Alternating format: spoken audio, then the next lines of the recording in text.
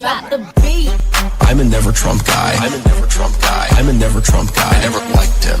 I'm a never Trump guy. I'm a never Trump guy. I'm a never Trump guy. I never. I'm a never Trump guy. I never. I'm a never Trump guy. I never. I'm a never Trump guy. I never. I'm a never Trump guy. I never liked him. I never liked him. Drop the beat. I'm a never Trump guy. I'm a never Trump guy. I'm a never Trump guy. I never liked him. I'm a never Trump guy. I'm a never Trump guy. I'm a never Trump guy. I never. I'm a never Trump guy. I never. I'm a never Trump guy. I never. I'm a never Trump guy. I never. I'm a never Trump guy. I never liked him. I never liked him. Drop the beat. I'm a never Trump guy. I'm a never Trump guy. I'm a never Trump guy. I never liked him.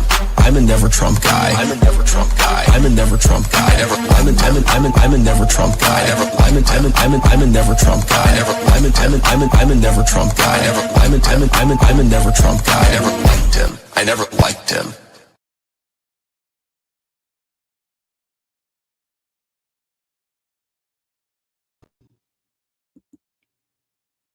Testing. All right, we're good there. I'm not gonna look into this.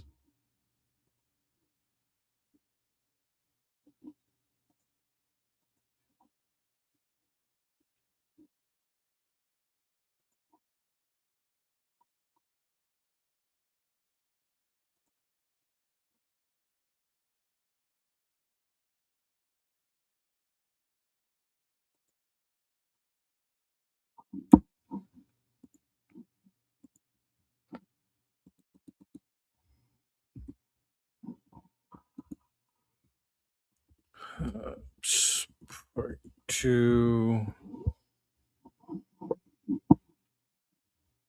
All right, let's start off with the thumbnail image. All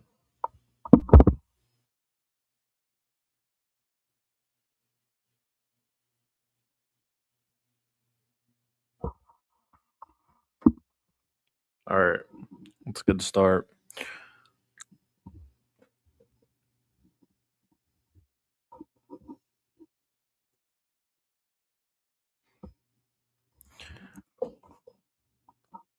Ladies and gentlemen, we got some debate analysis to do. I do think that doing some commentary on political debate has a lot of value to go over talking points that are being made, as well as really trying to understand how people are thinking. This video is Destiny versus Dinesh. This is a rematch. Last time Destiny faced Dinesh, he destroyed him, in my personal opinion. Little under the weather. We'll see if I can keep up that energy depending on the dumb shit Dinesh says. But let's dive right into it.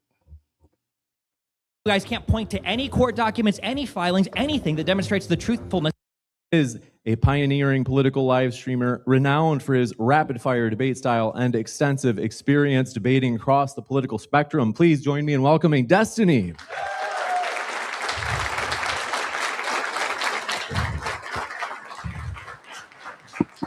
With that, I've got the timer set. And then reminder, gentlemen, you'll just have to take your microphone up to the podium with you and put it in that stand as well once you go up. And we'll have Dinesh going first with his 5-minute opening. And I'll start that on your first word, Dinesh. And then also, yep, go ahead and pull it out of the standing. Also, just a friendly reminder to you guys, if you can hold it about an inch from your mouth, that's what's giving us the best audio. Thank you very much. Delighted to be here. Looking forward to. I always skip opening statements. I don't care about the yap session at the beginning. I want to get right into the back and forth. Unless it's something substantive where the opening argument is going to outline the rest of the discussion itself. Consider this is a more broad overview of Donald Trump pros and cons. I don't need an opening. Also, want to show them respect as we do appreciate them being here. With that, gentlemen, the floor is all yours for open dialogue. I don't respect MAGA, never will. I say that, but I kind of don't dislike Gibbs. It's hard to tell if like people are nefarious or not when they're trolling all the time. I think there's intentional bad actors, and then I think there's other types of individuals. It's tough. It's tough.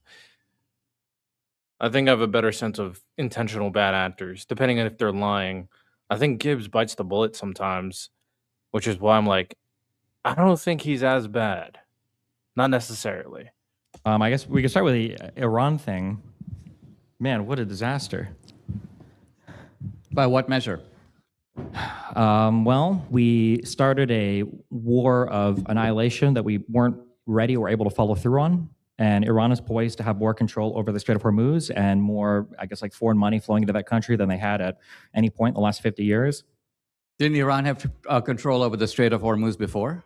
No, not in the way that it does Who controlled now. the Strait of Hormuz? It was an open route that anybody could ship oil through. Well, anyone could pass through, but who controlled it? It was an open It was open. route. It was controlled by Iran from the beginning. It's controlled by Iran now. The real issue. The difference is the execution of force regarding the strait. Before it was open, people could use it. Of course, there's someone who keeps like maintenance and oversees it, but it was like a pathway that there was a like very free going utilization. The difference is now Iran realizes they can leverage the Strait of Hormuz to increase international power and influence. They can shut it down at any point, and honestly, not many people are going to be able to do anything about it. They realize that they hold much more leverage, which in turn means that this route will be not only harder to use, but also potentially more expensive. And then, of course, it can disrupt the international markets at any point if they feel like they're getting taken advantage of or getting attacked, maybe by Israel, et cetera, et cetera. The issue is this. There are 3 or 4 major powers in the Middle Well, East. hold on. When you say controlled by, Well, why are you interrupting me? Let me you say my controlled piece. by. What do you mean by controlled by? Well, what I'm do you saying think is that you have a narrow strait that is basically sitting in the backyard of Iran. So as a practical matter, the country that happens to have that proximity is going to exercise a large degree of control. That's a simple fact. They Now, weren't if you annoy exercising- Iran, you blow up its facilities, you destroy its navy, you pulverize its air force, you reduce it to rubble, they're going to cling to the Strait of Hormuz and go, yeah, we got a hold of this. So I understand that Iran is grabbing a hold of the Strait of Hormuz and it's panic because that's all they have left. But you're making it sound like they're somehow stronger than they were before. I'm saying that the opposite is true. Egypt and Saudi Arabia and Jordan, look at a little country like UAE, which was essentially a kind of fly compared to Iran. UAE is stronger than Iran right now. Iran doesn't dare attack the United Arab Emirates. UAE can pulverize Iran. So the truth of it is the combined force of the United States and Israel has leveled Iran to the ground. Now, in a country of 90 million that's rather large, it's not easy to overthrow the regime without going in there, going door to door, grabbing every mullah and pulling him out. The Iranian people, frankly, have to do that, and I hope they do. I would encourage them to do it. I would give money to send a million rifles into Iran to arm the Iranian people against the government. But I support the Reagan doctrine, which is that people should fight for their own freedom. It's not our job to liberate Iran. It's our job to protect our own interests, America first, and Trump is doing that. In what way do you think Iran is controlling the strait now is it in the same way they had before, or do you think that it's more than it had before? No, I'm saying it's in the same way that they have before, but they are So you think exercising... that people have always been afraid to sail tankers through that strait, the Strait of Hormuz, and that they were going to get bombed by Iran for doing so? That's always been a fear. No, that's not what control means. If I control my backyard, I might allow people to pass through, but they're passing through at my behest, at my say-so. I can charge them money if I want to go through. I still have the same degree of control. Now, I may not exercise it. You can modify the statement then, in that Iran is now exercising deadly, I guess, restraint over the Strait of Hormuz than they were before. Regardless, their control of the strait has changed in character in a way that it never had before. Yes, I agree with that. And that's due to the United States attacking Iran for reasons of which I still don't even fully understand. And the only way for us to alleviate that situation is to give Iran a deal that leaves it a stronger nation than it was before we entered this conflict. the entire terror network, not only of the Middle East, I'm not just talking about Hamas and Hezbollah, I'm not just talking about Boko Haram in the north part of Africa, but extending through Venezuela, Hezbollah in South America. Iran was the malefactor. Iran was the hub. They were doing it from their base. And so clobbering the base is what Trump set out to do. Now, you may not think that's a good idea. You may like the terror network. You may think that, as Tucker Carlson says, Hamas is a political movement. Just this is the MAGA tactic, just trying to imply motives or rationale that is extreme to the other individual to match their own extreme positioning. The difference when you debate MAGA is MAGA's positions are always extreme and disgusting. So they have to match the tone of how the conversation is going by implying it. I've seen people that are MAGA or even leftist coded try to imply that to me, and it's like, no, that's not what I believe in at all. I actually have nuanced thinking regarding very serious issues.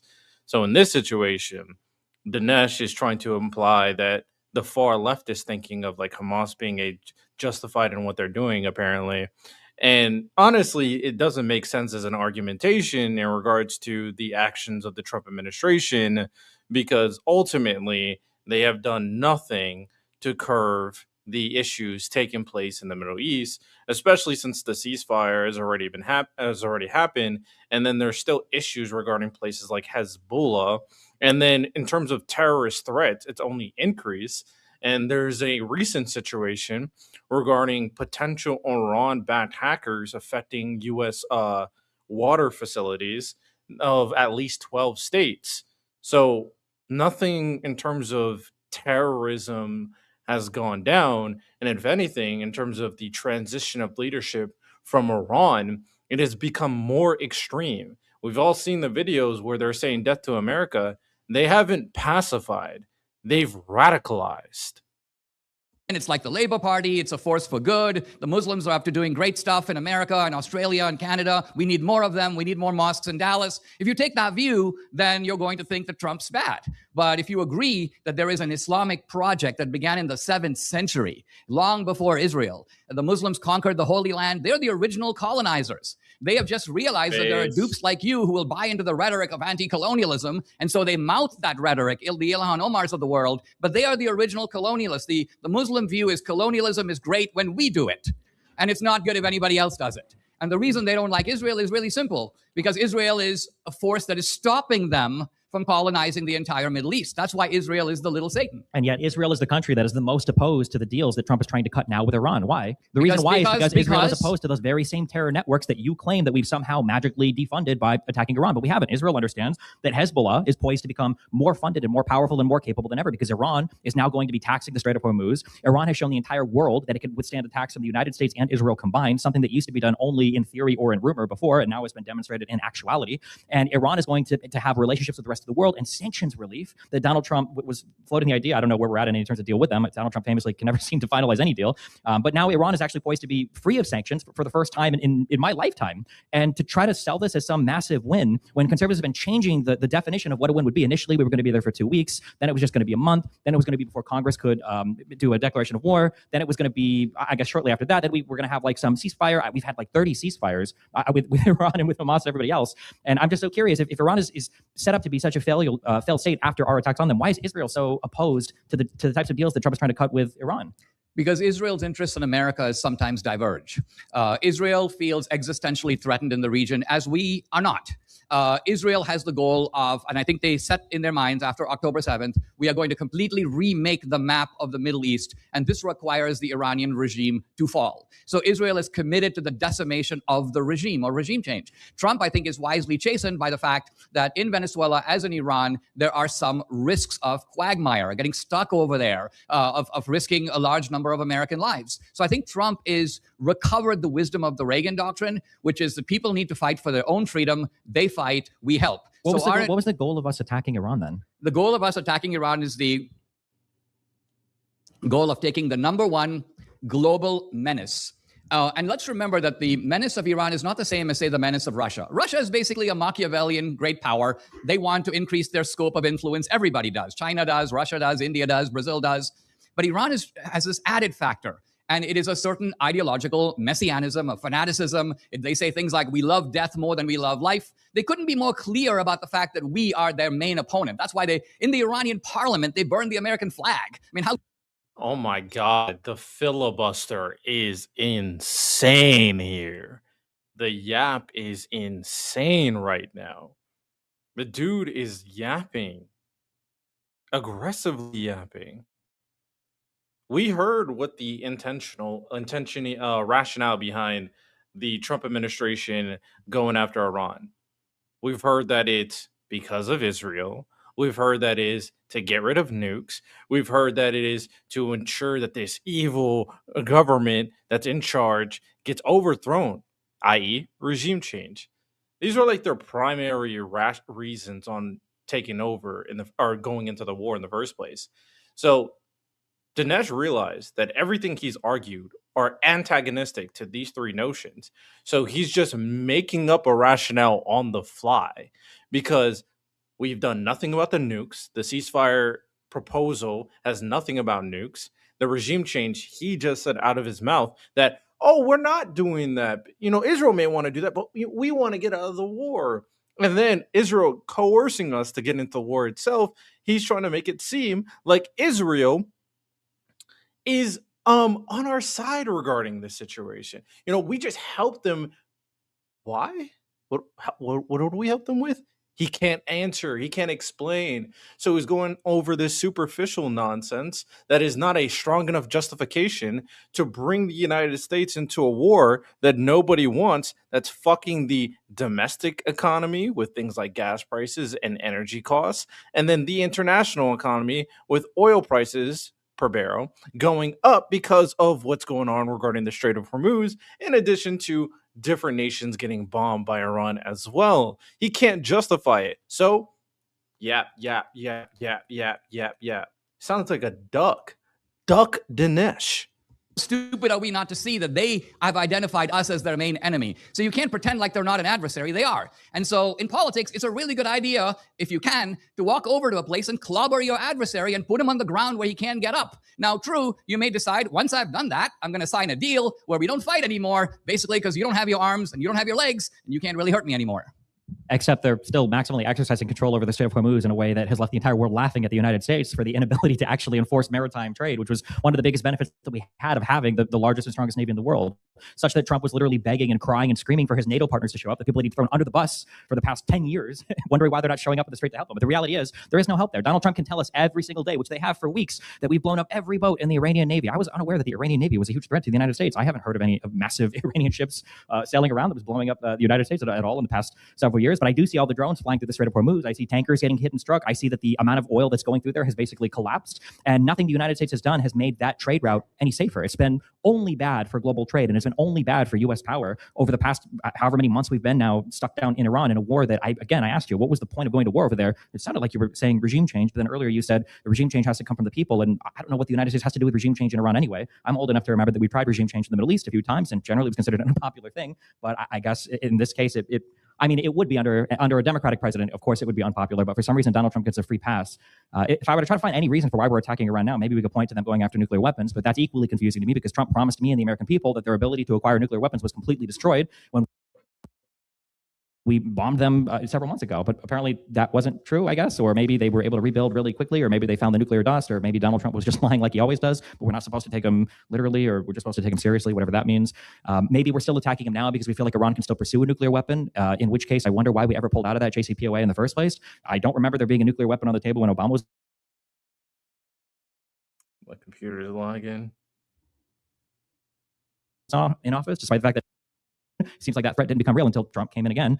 I just, when I look at the state of the Middle East, I think a more reasonable story of what happened is Donald Trump found that he was able to go into Venezuela, he could bully a smaller country, he could abduct a world leader, and for the most part, he got away with it. And he looked at Iran and he foolishly thought that he could do the exact same thing. He tried it, he failed miserably, and now we've shown Iran, and Iran has shown the entire world that they can actually apply an immense amount of pain to the entire world global oil economy with very, very, very cheap weapons. And because the United States doesn't have any diplomatic response on the table, because Donald Trump is not a man that can do diplomacy, and because we don't have a good military response on the table, because we didn't have clear goals set out at the beginning of this, and because we didn't even help or participate in the war between Ukraine and Russia, so we don't even know how to do drone warfare, we are left using Patriot interceptors, for $5 million a piece to try to intercept $50,000 Shahid drones while all these tankers are just parked at the beginning of the strait, wondering if they're ever going to be able to come out or not.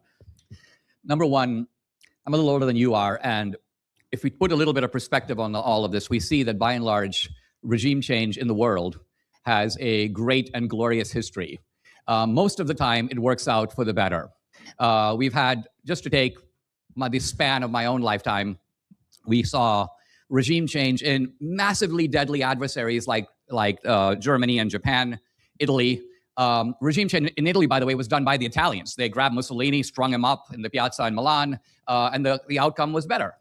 In the Cold War, there was regime change in about 30 countries, all of it to the good. Regime change, not just in the Soviet Union, where they abolished the communist system, but regime change in places like Poland, Czechoslovakia, Bulgaria, Romania, the list goes on. All these countries liberated at the end of the Cold War, regime change, and it all turned out for the better. I hope we see regime change in Venezuela. Now, having said all this, regime change is, I think, a goal, but in foreign policy, you always have to measure the means that are used to achieve the goal. Can we get regime change in Iran? Yeah, but we may not be willing to pay the price. Now, if you look at this Iran war, and we've got to try to be adults about all this, if you get into a war and you have clear objectives, the simple truth of it is, if you then turn around and say, well, yes, we've lost 7 men, or Iran fired a missile and it got through to Israel and killed 2 dogs, you're talking about a really powerful country.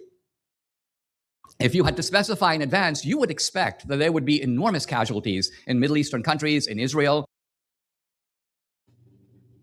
Did I hear that correctly? Did Dinesh equate 7 U.S. soldiers' death to 2 dogs dying? Is he minimizing the death of people in America that went out to a war again? Nobody wanted? Are we dead ass? Are we serious? Now, of course, we can have a proper conversation on lives needing to be at stake for a just cause, right? For example, if there's a burning building and there's kids inside, people needing to save those kids may have to risk their lives and they may die, but it's a worthy cause. This Iran war is not a worthy cause. You couldn't even give a proper explanation on why we're in the war in the first place. And then you go out of your way and compare soldiers' deaths to 2 dogs dying? This tells you exactly what we already knew. MAGA doesn't care about the American people. They use you like cattle, like pigs to slaughter, to garner more power. You're only useful to them as tools.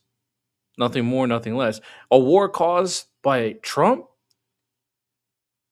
is a just war just because he said so. That's like a dictator type thinking, authoritarian type thinking, fascist type thinking. You lost your lives for a just cause because I am a god. I mean, same premise. That Iran would be hitting American targets on a daily basis. This is a war. So what I'm suggesting here is that what Destiny is doing here is setting up an absurd calculus. Iran has endured. Well, what alternative do they have? A guy getting his ass kicked in an MMA fight is enduring, but that doesn't mean he's winning. Similarly, Iran is able to lash out here and lash out there, which we would fully expect. They're grabbing onto their own backyard, no surprise. They're unable to maintain even control over their old network. So we've disrupted the whole Iranian system. So when you talk about places like Russia and China, they're like, Trump actually is willing to use force. He's willing to do it prudently, but he is willing to kick ass. And this was what makes him different from, for example, an absolute mindless Joe Biden, a giggling, idiotic Kamala Harris. So again, when you're measuring Trump, you have to measure him against the absolutely impermissible alternative. Can you imagine what America would have been like had the Democrats won? Can you imagine the world we'd be living in? The rotted. That's what they have to do. They can't explain the substance of what Trump has done. So if they have to make these imaginary, fantastical alternatives. Keep in mind this MAGA strategy: to equivocate, to obfuscate, obviously clear hypocrisy, but also to create false comparisons, which is technically equivocation, but it goes even further than that. They create a comparison that doesn't exist because the substance of what they do is so absurd and disgusting that they have to make up these imaginary scenarios of what the other side is doing. It's pathetic. It's pathetic. Of the system would continue, the censorship would be accelerated, the surveillance would be going on, there would be political targeting to a degree that we probably never imagined. Trump would probably be serving a life sentence. So this is who these people are. This is what they do. And Trump has liberated us from that. Basically every single thing you're saying is just not true. Not true? But I mean, I guess so. Well, I mean, what's not here's where true? the metal meets the road. Or the rubber meets the road, I guess. What do you think a successful end state for Iran looks like? What do you think it's going to look like for the United States to leave that conflict, to emerge feeling like we were victorious? Because I will tell you that when Obama was in office, supposedly inept president who didn't know what he was doing when it came to foreign policy, we had a deal on the table with inspectors in the country, and we had a pathway to some kind of normalization with Iran where there was still intense pressure on that country. When Trump came into the first term, he tore up the JCPOA with nothing to replace it with. He set off the Abraham Accords and claimed peace in the Middle East without dealing with the Palestinian issue. Biden comes in, and lo and behold, what happens every time the Palestinians are ignored? They rise up and they do an attack. It happened with the first Intifada, it happened with the second Intifada, and it happened with October 7th. Go figure. Big surprise. Trump comes in the next time after achieving peace in the Middle East, and then he comes in and he does peace in the Middle East again by attacking Iran, and then he's done peace in the Middle East again by getting us in a war with Iran. What does the end state here look like? Because all I see is Trump making bad decisions, the bad decisions playing out in literally the most obvious manner possible, and then not knowing how we're going to come out of the bad position better than we were before, and conservatives somehow trying to pretend like it was a win every single step of the way. So I'll ask, what is a positive resolution where you would look at our exit from Iran and go, that was a really good idea that we attacked that? This is our second time debating, and what frustrates me in debating you is that I think you have the wrong self-conception that you are somehow presenting facts. Someone got triggered the first time he debated and he got fucking cooked. Okay. All right, let's hear the facts that he has. And you will use terms like this is positive, or this is progress, or for example, you start off with an almost devotional premise, which is that Obama was trying to stop Iran from getting a nuclear weapon. My premise is the opposite. Obama was trying to help Iran to get a nuclear weapon while publicly professing the opposite to his domestic political audience. Why couldn't they do that in 8 years then? That was Obama's goal. Why didn't they do that in 8 years then? That's super simple. We have history. We can just look. Why didn't it happen in 8 years then when Obama was president? Because Iran is on a pathway to getting a nuclear weapon, and they were much closer. Basically, to get a nuclear weapon, you need a certain number of things. First of all, you need the knowledge. They've got it. Second of all, you need the resources. You said that Obama was helping them get a nuclear weapon. He was in office for 8 years. Where's their nuclear weapon when he was in office? Well, the argument is not true. I agree with what you said earlier. The argument has always been that Iran, like North Korea, is on an inexorable path to get nuclear weapons. Do you deny that the Iranians have the desire to get nuclear weapons? They absolutely did after Trump tore up the JCPOA. Yeah. No, but you're saying under Obama was so charming and persuasive that these radical mullahs who... Again, making up all weird, fantastical descriptors to create a fucking dog shit argument. Why can't he answer the question? Why can't he get into the substance? Why is he talking in generalities? Why didn't they create one after the 8 years? The intention of the deal was very clear, to not make a nuclear weapon. Okay. They didn't. Okay. Trump got it. Okay. And then all of a sudden they feel like the pressure to do it. Okay. Trump go into a war to stop the nukes. Okay. And then after that war that he got into that nobody wanted, he then put out a deal that has nothing to do with them stop making nukes.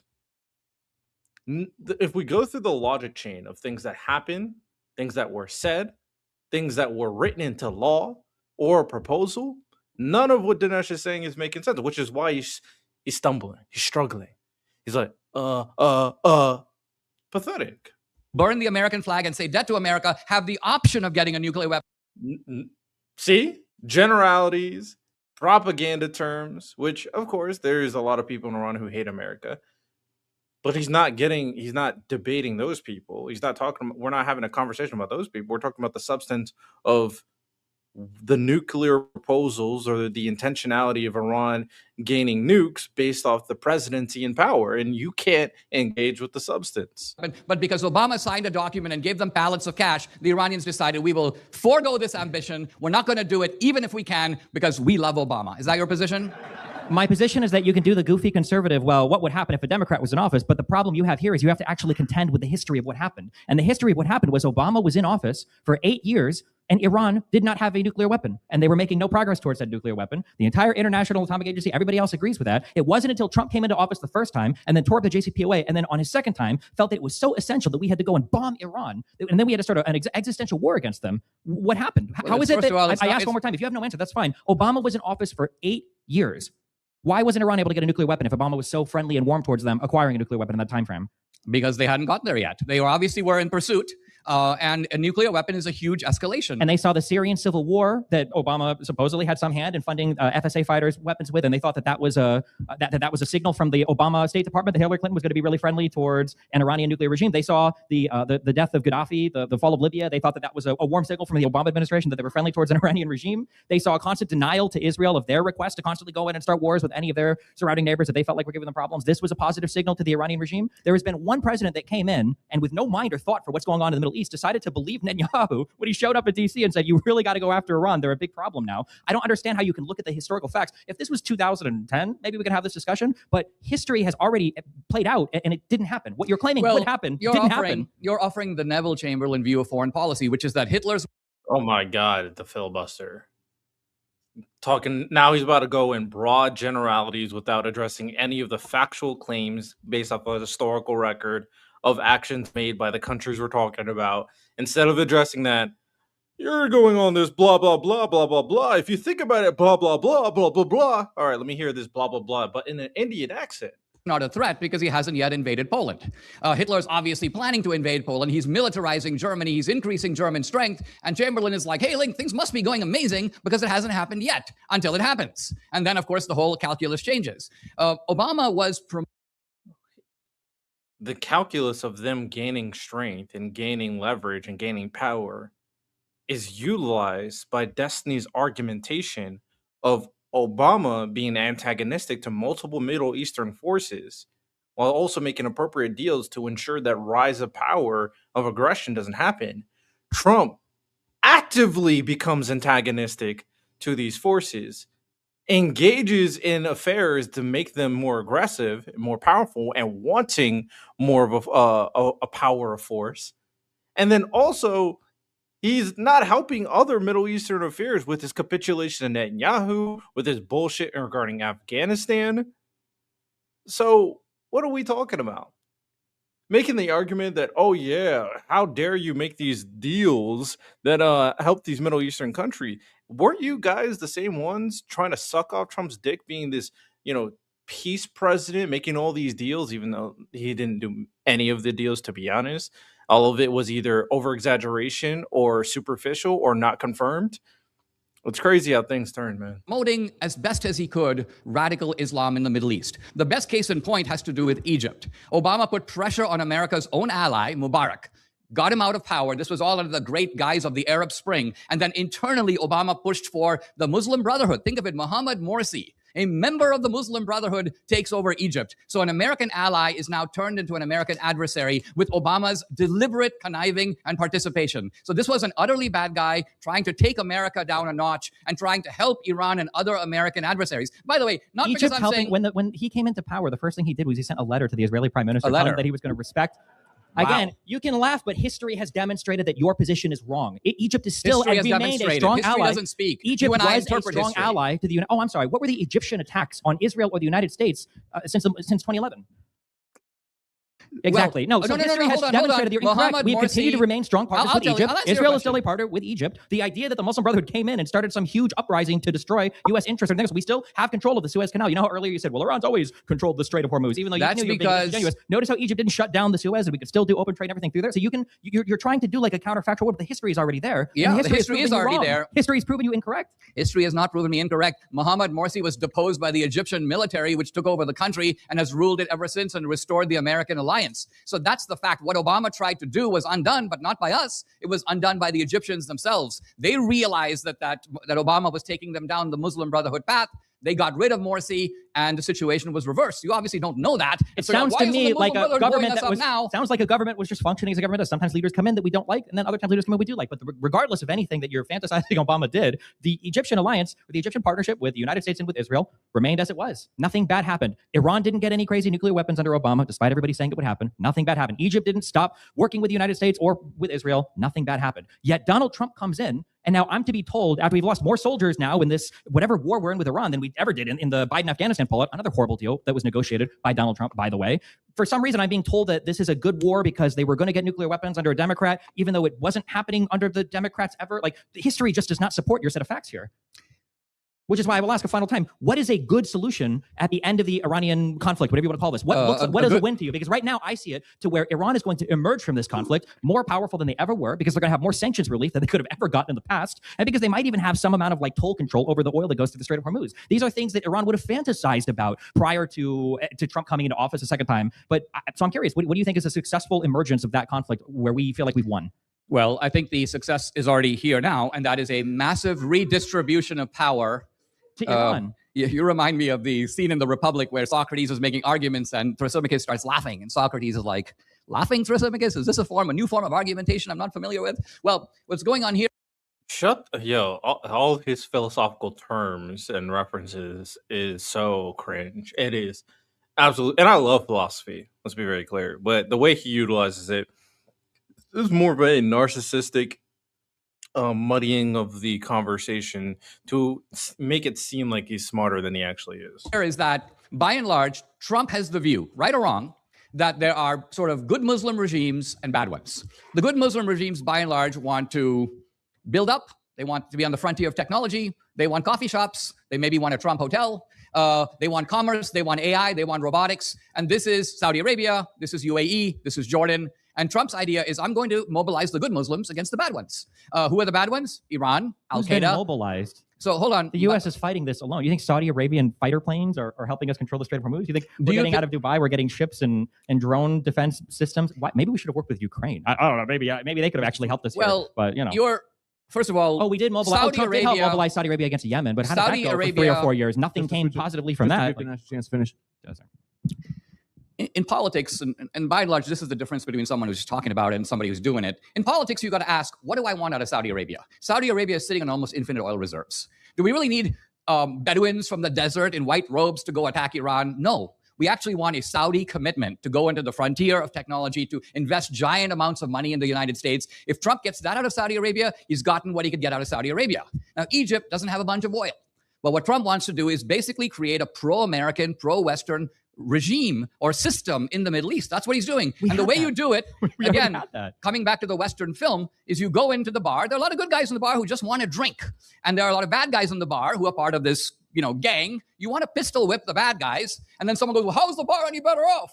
Well, it's better off because the people who are drinking are actually smiling and the bad guys are all on the floor or their bodies are being carried out of the bar. Things are better.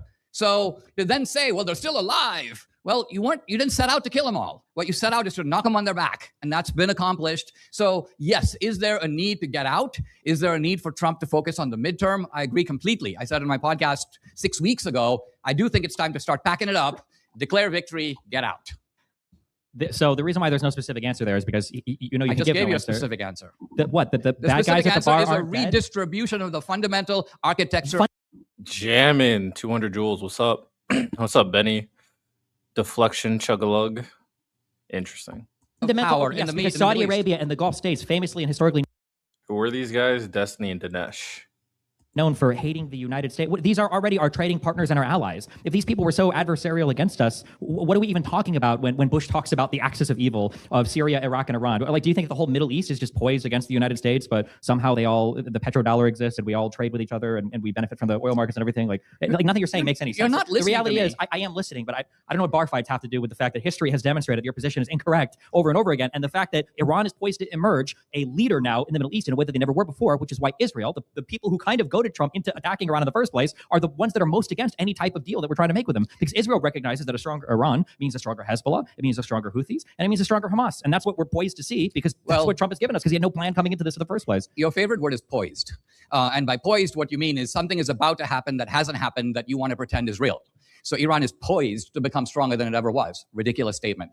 What I'm talking about here in a redistribution of power is relative. In North America, the United States has power relative to Canada, relative to Mexico. If Iran is weakened, that relatively strengthens Jordan and UAE and Egypt and Saudi Arabia. It relatively strengthens the Abrahamic alliance. This is the inevitable consequence of bringing one elevator down, the other side of the seesaw is going to go up. So I'm not saying that Saudi Arabia was unfriendly before and is friendly now. I'm saying that Saudi Arabia and Egypt, all these countries were nervously looking at Iran. Why do you think they're cheering the American action? Why do you think openly Muslim countries that would have a basis for solidarity with a fellow Muslim country, think of how pissed they have to be at Iran for them to cheer the United States and cheer Israel? This is not easy for them to do. And the fact that they're doing it shows that they have had it with Iran, and we are on the right side, and Trump is in the process of remaking the Middle East just as he set out to do. We could continue on foreign policy, but it might be a good chance, given that it's almost a half hour that we covered this. We could also transition into the economy.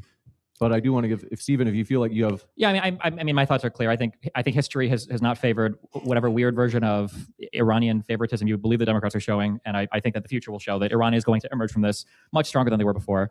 I mean, insofar as I guess like economic stuff, it's still kind of foreign policy-ish, but like the trade agreements that I remember we argued about this last time. We were supposed to have 100 deals in 100 days, and I said we had 0 deals. And I think now we're technically at -1 deals because now Iran is trying to attack the USMCA, which is the only trade deal he could even maybe take credit for, because he's trying to destroy our trading relationship now with Canada and Mexico. But I'm sure you're going to tell me how actually we've somehow magically gotten trade deals with all these other countries around the world, but when we haven't. So yeah, go for it. Let me focus, if I may, shifting the ground a little bit here, just because I want to stay on the fundamental issue. It seems to me, okay, Iran is the fundamental issue on the foreign policy front. Seems to me the fundamental issue domestically is immigration. And here, Trump has the fundamental. That's a lie. Let's be very clear. He tried to play a weird game. The fundamental issue regarding domestic policy is clearly economics. It's affordability, not immigration. Giant accomplishment that, not surprisingly, has gone unmentioned, and at least on your side, and that is he has sealed the border. This is a huge deal because I think it says a lot that a modern day debate, some type of like neutral political debate platform, has so many Republicans that support what they got going on. I think it says a lot.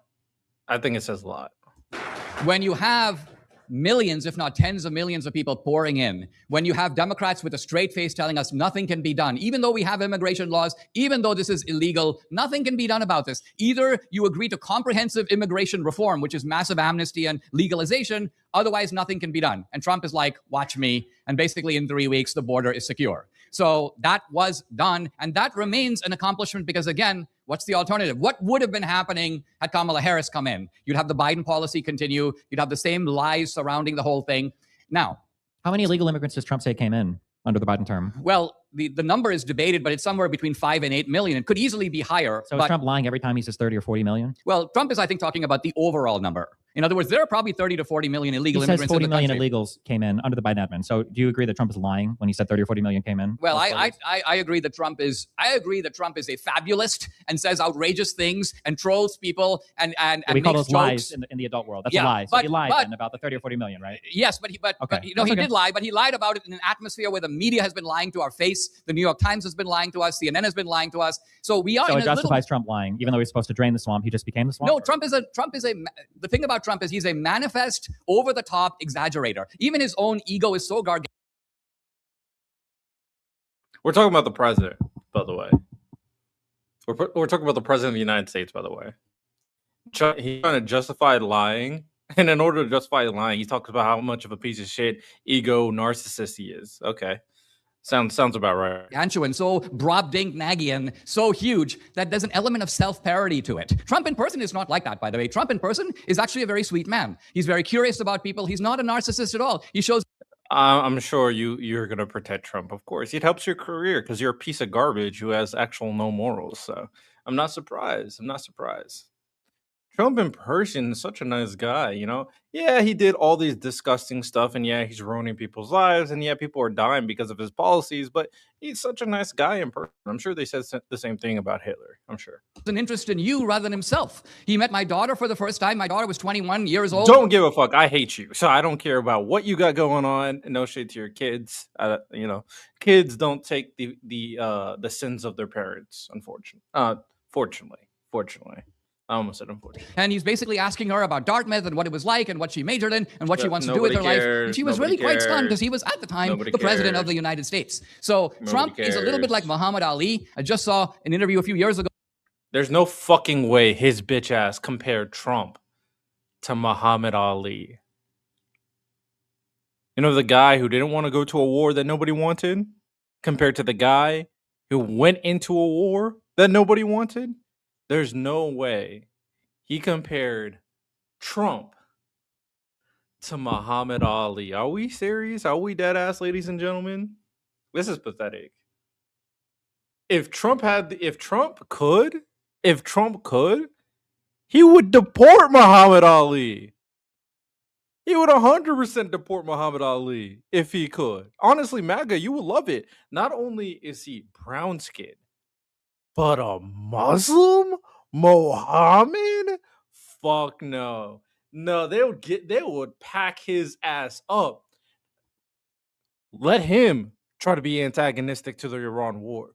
Let him be pro-Palestinian. He's cooked. He's cooked. I can't believe he tried to do that in real time. With Ali, they were showing him videos of his old self, I'm the greatest. And Ali was like, yeah, I was really something. And I realized for the first time that Ali knew that he was putting on an act. Ali was putting on the I am the greatest, the thriller in Manila, I'm going to kill This is so cringe. the gorilla in Manila. This was all his shtick. And it's Trump's shtick. He does the same thing. Do you think that there's a possibility that he might make himself endearing to you and your family because he knows that you'll go out and you'll make good like propaganda pieces for him? Did that ever cross your mind? Well, by that logic, he should be nice to you also. I mean, if I was nice to him, I'm sure he would be. I mean, if all it took, if all it took was Trump having dinner with Maggie Haberman and she'd write a favorable book about him, then that would be a rather easy way to solve our political division. You mean kind of like the meals that he's had with Bill Maher, where Bill Maher has come out and said amazing things about him? Probably because Bill Maher saw him up close for the first time and realized this is actually a pretty nice guy. Or maybe because Donald Trump is a con artist who's made all of his money in reality TV and not real estate, and he makes a living by making strong impersonations on people like you and Bill Maher to get them to say nice things about him. I don't really care about Trump interpersonally, as a human being. I don't know why anybody would. We should care about him in his capacity as the president of the United States of America. If you're telling me that interpersonally he's this nice, humble man, but as the president, he's prone to exaggeration and falsehood, why would I care about how nice he is when you're playing bingo or cards? I care about him when he's speaking in his capacity as the United States. The falsehood we're talking about is exaggeration, trolling, bombast. And Trump is so manifestly doing this He's that I think qualified to be president, I guess. Well, I mean, look, here's what Trump will say. Trump will say something like, if the 2020 election hadn't been stolen, I could probably have won California. This is maybe manifestly that, but like 10 untrue. times slower, I guess. Trump actually knows it's untrue. But Trump is doing it because he knows the triggering effect it will have for him. He knows lying could piss people off. Oh my God. Is that the formula? You lie to piss people off? Crazy. This is the type of character the Republicans have. That they have to make excuses for lies and saying that this is actually what we want to do. We want to lie. We want you to get mad for things that are not true. Because truth is overrated, obviously. And then all his MAGA sycophants propagate a lie. I can't believe we live in this world. I hate these people so much. They're scum. They're such big scum. To say it, and that's why he says it, and that's why I support him saying it. So it's okay to lie as long as you trigger people hard enough? Is that the rule that we're supposed to take? No. Again, Apparently, because you're saying he's just triggering people. He triggered his own side into a massive riot at the Capitol on January 6th. So I don't know what you mean when you're saying. Facts. Facts. This is like Vogue magazine saying Michelle Obama is the most beautiful woman in America. Again, an equivocation, obfuscation has nothing to do with what we're talking about. A false comparison to make his rationale, his point, more sane than it actually is. Because they can't get into the substance. When they actually listen to the bullshit they say, they can't acknowledge it Therefore, they have to make a weird random comparison that nobody is saying, nobody is propagating, nobody is believing, but they have to make it seem like the other side is as insane as we are. It's pathetic. Right? Everybody knows it's false. Everybody knows it's a lie. Or Dylan McVaney is actually a gorgeous woman. This Nothing to do with what we're talking about. Like, these people are garbage. kind Is of this the same lie that Donald Trump tells us when he says he loves his beautiful wife when he was fucking a porn star, when she was at home taking care of their newborn child? I mean, what do you mean? We could, like, come on. Donald Trump is not a no one, beacon of no one morality. says that Trump hasn't been a playboy in his earlier days, but Such a playboy that he had to happily- pay her for sex? Yikes. Well, we can. A lot of this stuff is claims and counterclaims, and we'll. Your bitch ass is the one who started these fucking stupid drama games of superficial claims that actually has no embedding to the political discussion that is taking place in real time. All right, man. Dinesh has got destroyed. I'm not gonna watch the full thing, but yeah, Destiny clearly won. Destiny clearly destroyed Dinesh. Dinesh got destroyed. I'm curious to see I'm not gonna lie. I feel like more than likely Dinesh got destroyed by Andrew Wilson as well. That's my guess anyway. All right. Let's move on to the next debate. That was pathetic. Right now, team anti-Trump. Do you understand can possibly have feminism? Rachel versus Erudite. In a world, if you're going to keep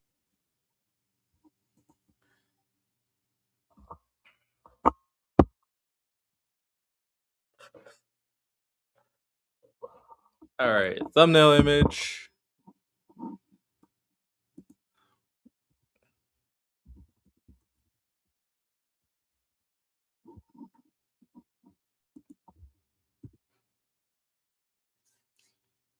We got another reaction to a debate. This time it's Erudite versus Rachel Wilson. Rachel Wilson's kind of stupid, so I'm expecting Erudite to completely destroy her. And I've seen some memes on Twitter of her just fucking crashing out on her bullshit. And I saw that meme about like her trying to pretend that Erudite's an ogre. Really? Really? That's just like the pot calling the kettle black right there. Okay. Let's dive right into it. It was about feminism, women, and family. Please join me in welcoming Rachel Wilson. the feminist Let's be very clear. The modern day debate has a bunch of right wingers in the audience, so whether they boo and clap is irrelevant because it's right wingers, MAGA, mad cards. Okay. nations generally possess strong legal institutions, broad access.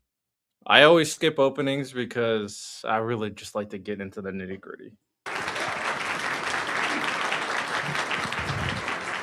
With that, we'll jump into the open dialogue. We'll let this be as organic as you guys would like. Sure. So we'll let you take it from here. I'll only jump in if it gets really crazy. Okay, so I'm actually very curious about your relationship to feminism. Like, what got you interested in feminism, and specifically concerns about feminism and its impacts on society? Like, what personally in your life or ideologically?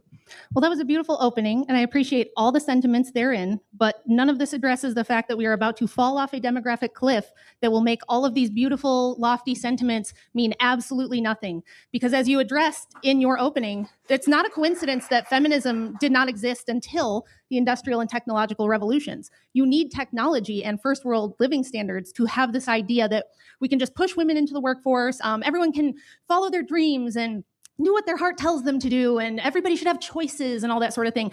But if we don't have enough men to run this first world standard of living, we will be like the only places in the world that are still below replacement birth rates, which would be like Africa.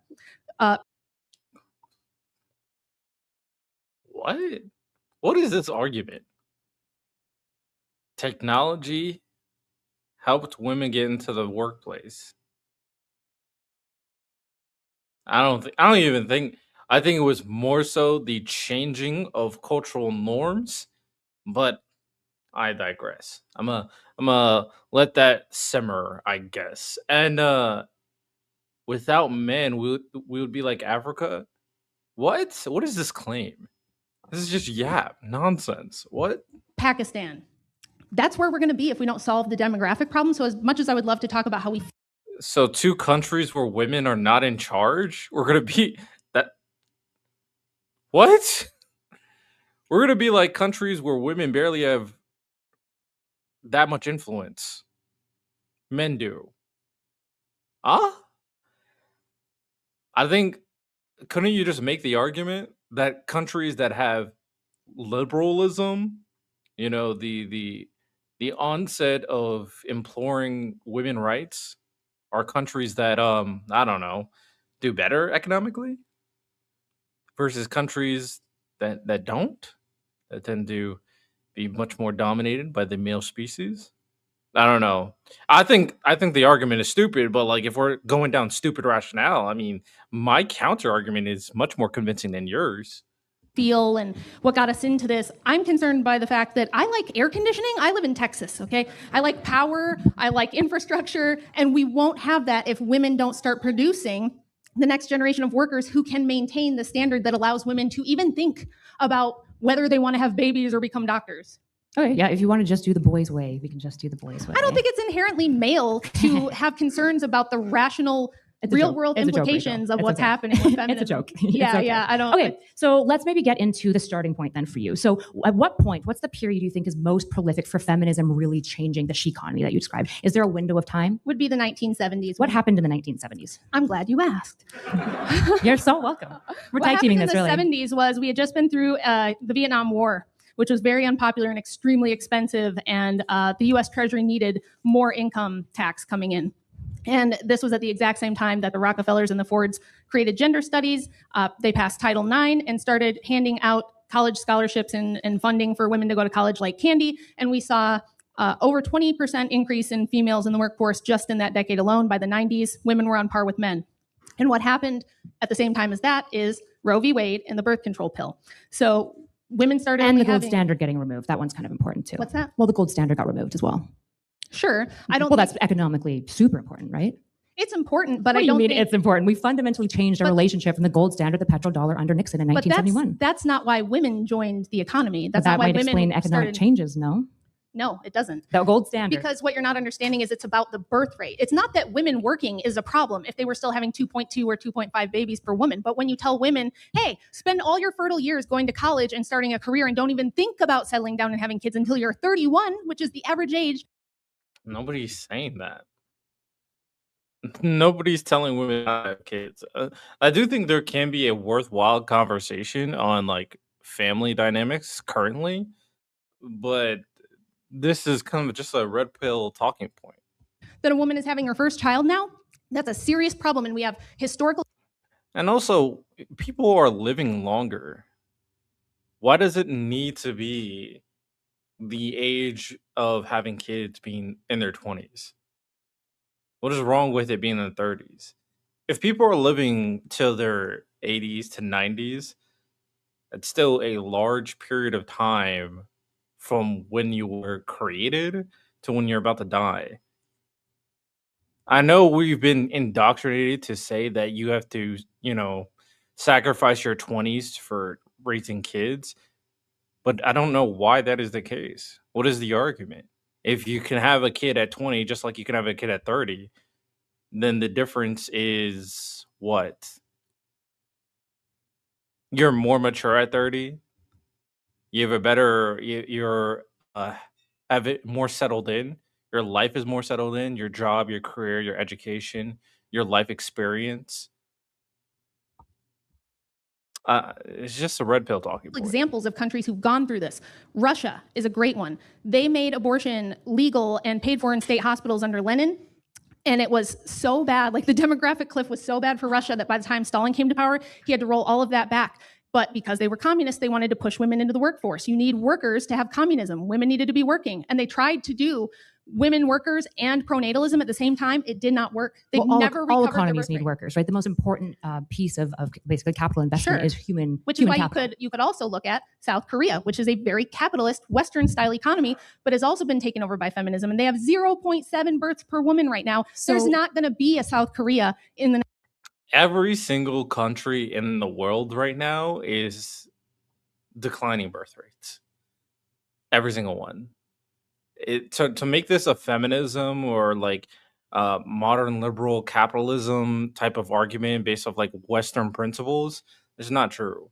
All like more modern countries, including like China, they have issues with birth rate as well.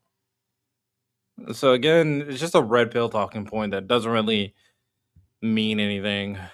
And I don't know what you want them to do. Just force people not to get education, force women not to work.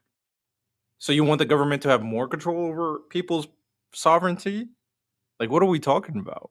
next 20 or 30 years So if why, they don't turn it around. I'm curious, what's the number one correlate to declining birth rates in a nation? Women's access to higher education. Correct. Yes, women's access. It's actually everyone's access to higher education. So I'm curious, would you consider Saudi Arabia particularly feminist? Not particularly feminist. Qatar? No. But no. Okay, so the Gulf states also have declining birth rates, but feminism isn't causing that. What's They- happening there? Exactly. Because they've started. Saudi to- Arabia, famous Yes. for feminizing. Qatar, famous for feminizing. They have started letting women work. They've started allowing things like birth Their control. birth- So all these countries with declining birth rates, every single one, it's only happening because women started working.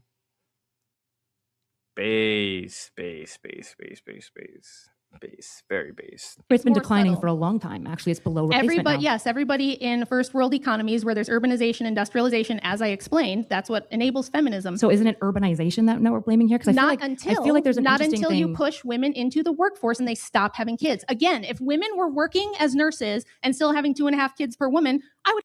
You know what's funny about this entire conversation? And I find the hypocrisy so glaring and hilarious is that these women who go out there and tell these other women, hey, you shouldn't vote, you should be in your household the entire time, you shouldn't be working, and then making up red pill talking points, even though we tell you statistically this is not true, and it's not actually the reason why declining birth rates is happening. It's a much more multifaceted combination of like cultural versus perceived societal issues. Conversation for a different day. But the women who are saying these, you know what these women have that other women don't have? Jobs.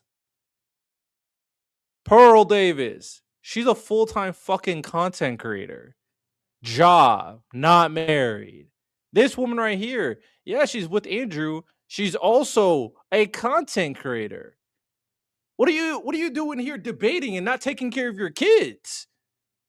Jobs. Raising her profile. So it's always funny that the women who talk about how you should stay in your household are also the women not in your fucking household. You're making money on the internet as creators.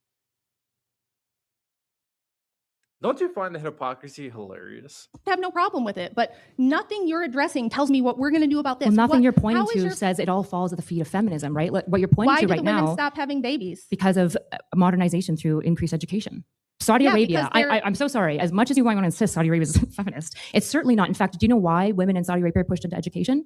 It increases their dowry value. That's why. Because it's like That sounds like an Islam problem. well, Victoria, England did this as well, where essentially they view proof of education as good genetic stock, so it makes that wife a more valuable woman. So Right, I but don't know what's nobody had a feminist birth about rate that. crisis in Victorian Well, England. the thing that you have to disentangle here is why is Saudi Arabia having the same problems that you're falling at the feet of feminism? And I'm saying it looks more like modernization might be the problem here. And Saudi Arabia certainly has both modernization, but it certainly doesn't have feminism. So you're going to have to answer The the Qatar Gulf CDC and the problem. United Nations both say that the main correlate for declining birth rates is sending women to college and sending them to work. I didn't And disagree with that. As a mother That's just of not 5, feminism. as a mother of necessarily. 5, you cannot have more than maybe one child and work full time because you have to outsource motherhood to daycare, which Why? is expensive. What do you mean why? Why do we have the runaway cost issues in America? Runaway what? Cost issues in America. It's not runaway cost issues. It's the It's fact not? that It's not affordable right now. It's you tougher. can't make daycare cheap enough for it to offset the cost of a woman working full time. That's math. How are you Typically going to make daycare cheap enough that a woman can have 5 babies and work a full-time job. And why would you want that? Well, Why don't we want mothers? Any mothers here love having to send their kids to be raised by someone else all day? Do you well, guys the question like that? again, you can narrativize, but the question I'm actually trying to pose you and get an answer to is what changed in the 70s, as you claim, where women started becoming dual income earners? What changed in families? What was going on? And you're like, the gold standard. Are you asking that doesn't what? matter. No, I'm telling you exactly what happened. And this is not me. This is the U.S. Department of Labor, the U.S. Department of Commerce. All the sources in my slides say that in the 70s, the reason was because we had a huge income tax deficit because of the Vietnam War. At the same time that they had passed birth control legislation, making it legal. And not only that, making it free and cheap and socially acceptable. We had Roe v. Wade. Now everybody can get an abortion. And at the same time, you start pushing through the culture through a massive propaganda campaign, through things like, remember the Stepford Wives movies? Remember the Mary Tyler Moore Show? The 70s were just saturated with girl boss empowerment stuff. And I was born in 1980 with She-Ra and Madonna and, telling women that motherhood is a ball and chain, that the smart girls go to college and have their own money and they don't need a man. So you've got this cultural propaganda campaign. You've got government money subsidizing college, which is why it's so expensive, by the way. And then you've got birth control and abortion. Okay. So the trend becomes, go get your bag, go get your career. Men are icky and bad. They're going to abuse you. Children are a ball and chain that are going to hold you back. You need to go to work. Sure. And that's what women do. They still haven't gotten an answer to the Gulf states. Seems like that one is just still haven't gotten an answer to how you're going to do feminism with no more babies. Rachel, you have to let me talk for us to have a conversation, right? I'm letting you speak. Give me some space to speak as well, right? Sure. So let's talk a little bit about the 70s. Go ahead, Kyla. If you want, Rachel, just monologue. I can just sit here if you want. But if you want the debate and show, I have to participate too. So let's talk a little bit about the 70s. Erudite, don't respond to these magtards. I don't know. Their opinions are irrelevant. I'm not gonna lie. I'm not. She's way too nice. I'm tired of being nice to these people. I'm tired. So the 70s is where, what did you say? What percentage increase?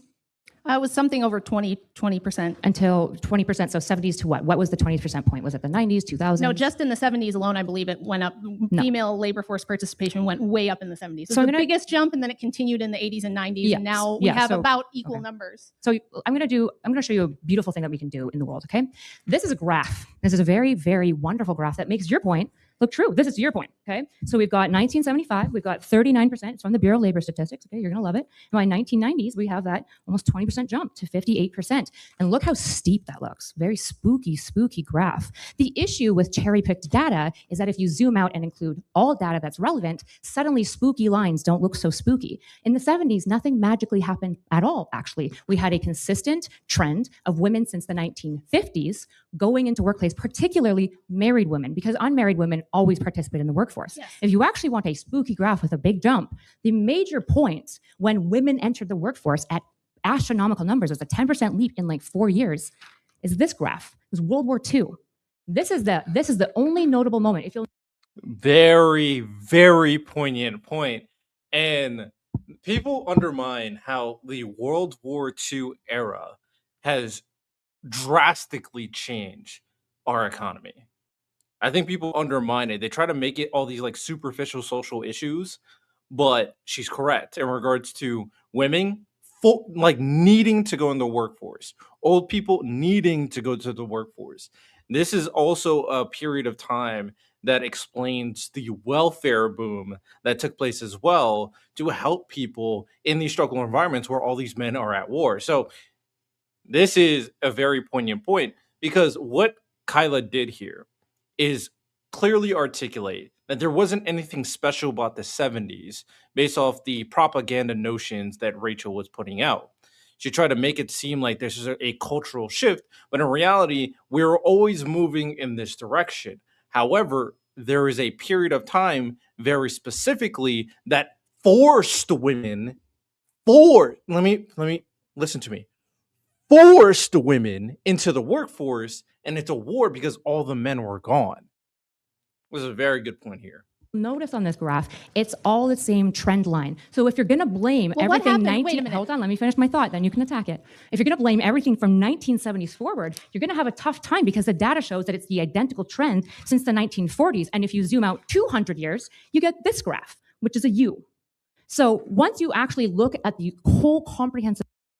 You know why that U is valuable? She probably should have stuck onto that one. The U is valuable because it means that there was a period of time before this kind of standardized perception of how work should be I don't know where the like the dip for the U would be, but before that, a lot of women were in the workforce, which is true. But red pillars and propagandists never really talk about what actually happens in society. They just make up superficial notions. The story, your narrative falls apart really quickly because nothing remarkable happened in the 1970s except for one thing. And I'm curious if you know what actually happened in the 1970s. Well, instead of playing pop quiz Kyla, first Good of one. all, here's my So good. it's just your typical debate move. I just want to be clear. Did If you don't what know do you words, think happened to this? What do I'll you let think you finish, about sorry. this? What happened here? Okay, I just want to be very She asks you questions about the arguments you are making to understand the nuance and the context of why things are what they are, and you're just getting triggered. You're just getting triggered. clear before I we get thought to the we were personal. going to take turns. I Well, thought we if were we're going going to get to the back and personal forth. insults, I'm just going to quickly respond. I didn't insult you. I just pointed Pop out that quiz your Kyla. strategy A is to compliment. pop Notorious quiz your compliment. opponent. It's something you do in every debate. So thank you. The front loading of saying my opponent Kyla will just happen to know way more When you're technological done being offended, information I'll and respond knowledge to the than actual me. point. I mean, know I'll you take wanted it. to have a girl debate, but I would like to stick No, to you said the boy actual debate. argument. So here we are, baby girl. You want the boy debate? We're here. Yeah, we're doing it. What happened? So what happened in the 1970s? Again, that's so happened? magical. What happened after World War II? What happened To all after those World women War II? who went to work. They What did s- they do? it Did went they go down- back home? 5%. Yes, they did. Well, They went back 5%. home. And then look, the same line of best fit from before World War II. Because you know what made women go back into workplace? Access to new technologies that made it easier to go back to the workplace. Of course, That's what made I them go back. already. You haven't heard me say this the 3 times I've heard it. Industrialization and technology allowed for this. Yes, obviously. But we want that to throw it doesn't at the feet of address my feminism. point. That doesn't address the point of what you're going to do about the demographic cliff we're about to fall off of. We can Do you get there. understand how you can possibly have This is a feminism in crazy a pivot. world? If you're going to keep interrupting me, I'll write I'll it just down. ask for time. I'll ask my question Because after if I interrupt you, it's a big problem. But apparently, I can't speak. I need to participate in order for this to be a conversation. The annoying part when you deal with MAGA is they don't understand like the how the conversation works. Articulating point and kind of landing a plane is very important, and you definitely need to monologue for that. But the moment you bring in the other person to the conversation with like an insult or some type of like jaded attack, then you invite them to the conversation. The other example of inviting someone into a conversation is outright lies. Like outright lies is problematic. You can't just let an outright lie stick because people are going to attach that lie that is being used to articulate your point as fact. So that's how conversations work, by the way, if you didn't know. Conversation, Kyla. Ideally, yeah. So when you monologue for 5 minutes straight, yeah, typically I need to be none able to of respond back. we don't have to spend 40 minutes on what happened in this decade or why women worked. The point You of certainly don't want to. Again, Yes. the point of everything we're Hard for your talking about narrative, here right? is that, yes, thanks, James. Nothing you're saying addresses the fact that we are about to have a collapse of our first world standard of living. This economy in the West, and it's ubiquitous across all Western nations. In fact, it's so congruent across all of them that it's kind of crazy. Like Statistics Canada has the same GDP numbers that the United States has, that Australia has, that Western Europe has, which is when you push women to go to college and have careers and have their own money and be financially independent, they listen and they do that. And they say, if that's what's expected, I'm not going to have kids. Now, again, we can go back and prove this is what happened in Russia, and it didn't matter how many pro-natalist campaigns they had. Women said, if I got to work full time, I can't have 3 or 4 kids. It doesn't work. You look at South Korea, same thing. They don't have communism. They don't have pronatalism. It's a capitalist Western-style economy, and they can't even reproduce the Korean woman. Okay. It's a serious problem that arguing over the gold standard or the 70s or women should have choices. First of all, they've always had choices. Second of Sure, all, just less. if you don't address this problem, you can kiss feminism goodbye. You won't have it anymore. It won't exist. There's this really famous, actually, you introduced me to this researcher, Joseph Miller, because you cite him a few times. There's a great conversation that the anti-suffragettes had where they insisted that, oh, by God, if the feminists, if all this happens, the world is going to collapse. People have been insisting that the world is going to collapse in the next 10 years. I mean, they're like climate people as well. We're insisting that we were going to die in the next 10 years as well. It's just fear mongering that's not typically based in reality. Now, I know you want to run away from counter information that is disconfirming of your narrative, but you still need to deal with the Gulf states, right? Qatar having declining birth rate. It's not feminism. Is it's that a first world modernization. country you want to live in? No, I want to live here, which has feminism and a booming GDP and like one of the best countries on the earth. That's why I'm here. Well, what are we going to do? Yeah, it's great. It's great right now, but your field of psychology that you got your degree in is so oversaturated. We have, and it's almost all women. It's like 88% women. Not going to deal with the golfs, though. There's We're just going to not- run from that one. there's I'll just come not back to it. enough- It's fine. I'll write it down. You have to your. I'll write it down. She It's okay, just James. I'll write it down. You have to go to your- Adderall. Good one. It doesn't address the problem that you have, which It's Red is Bull, the though. paradox of pushing women Why are we showing people laughing? Cringe. into work and telling them to be career women like you, and then they don't have children. How are you going to perpetuate the next generation? Do you realize that the complex systems first world economies rely on can only suffer about a 5% loss of skilled male workers? And right now in this country and all across the West, we have all of the Gen X and Boomer men who know how to run complex water sewage treatment centers, keep the power grid up and running. Like, these are highly skilled things. You can't just get someone from Pakistan, put them in a 6-week course or whatever. Why are we comparing women to random people in Pakistan? Why does MAGA do these weird tactics or they make these weird ass nonsensical comparisons? They all do this, by the way. I guess it's the Trump strategy of politics to make dumb people feel like they can understand what is actually taking place. And make them a power lineman. You can't do that. These men are not replaceable. We have to start having babies, or you're going to have short-term boom. That's what we've got now, at the expense of long-term stability. And it's not fear-mongering, it's math.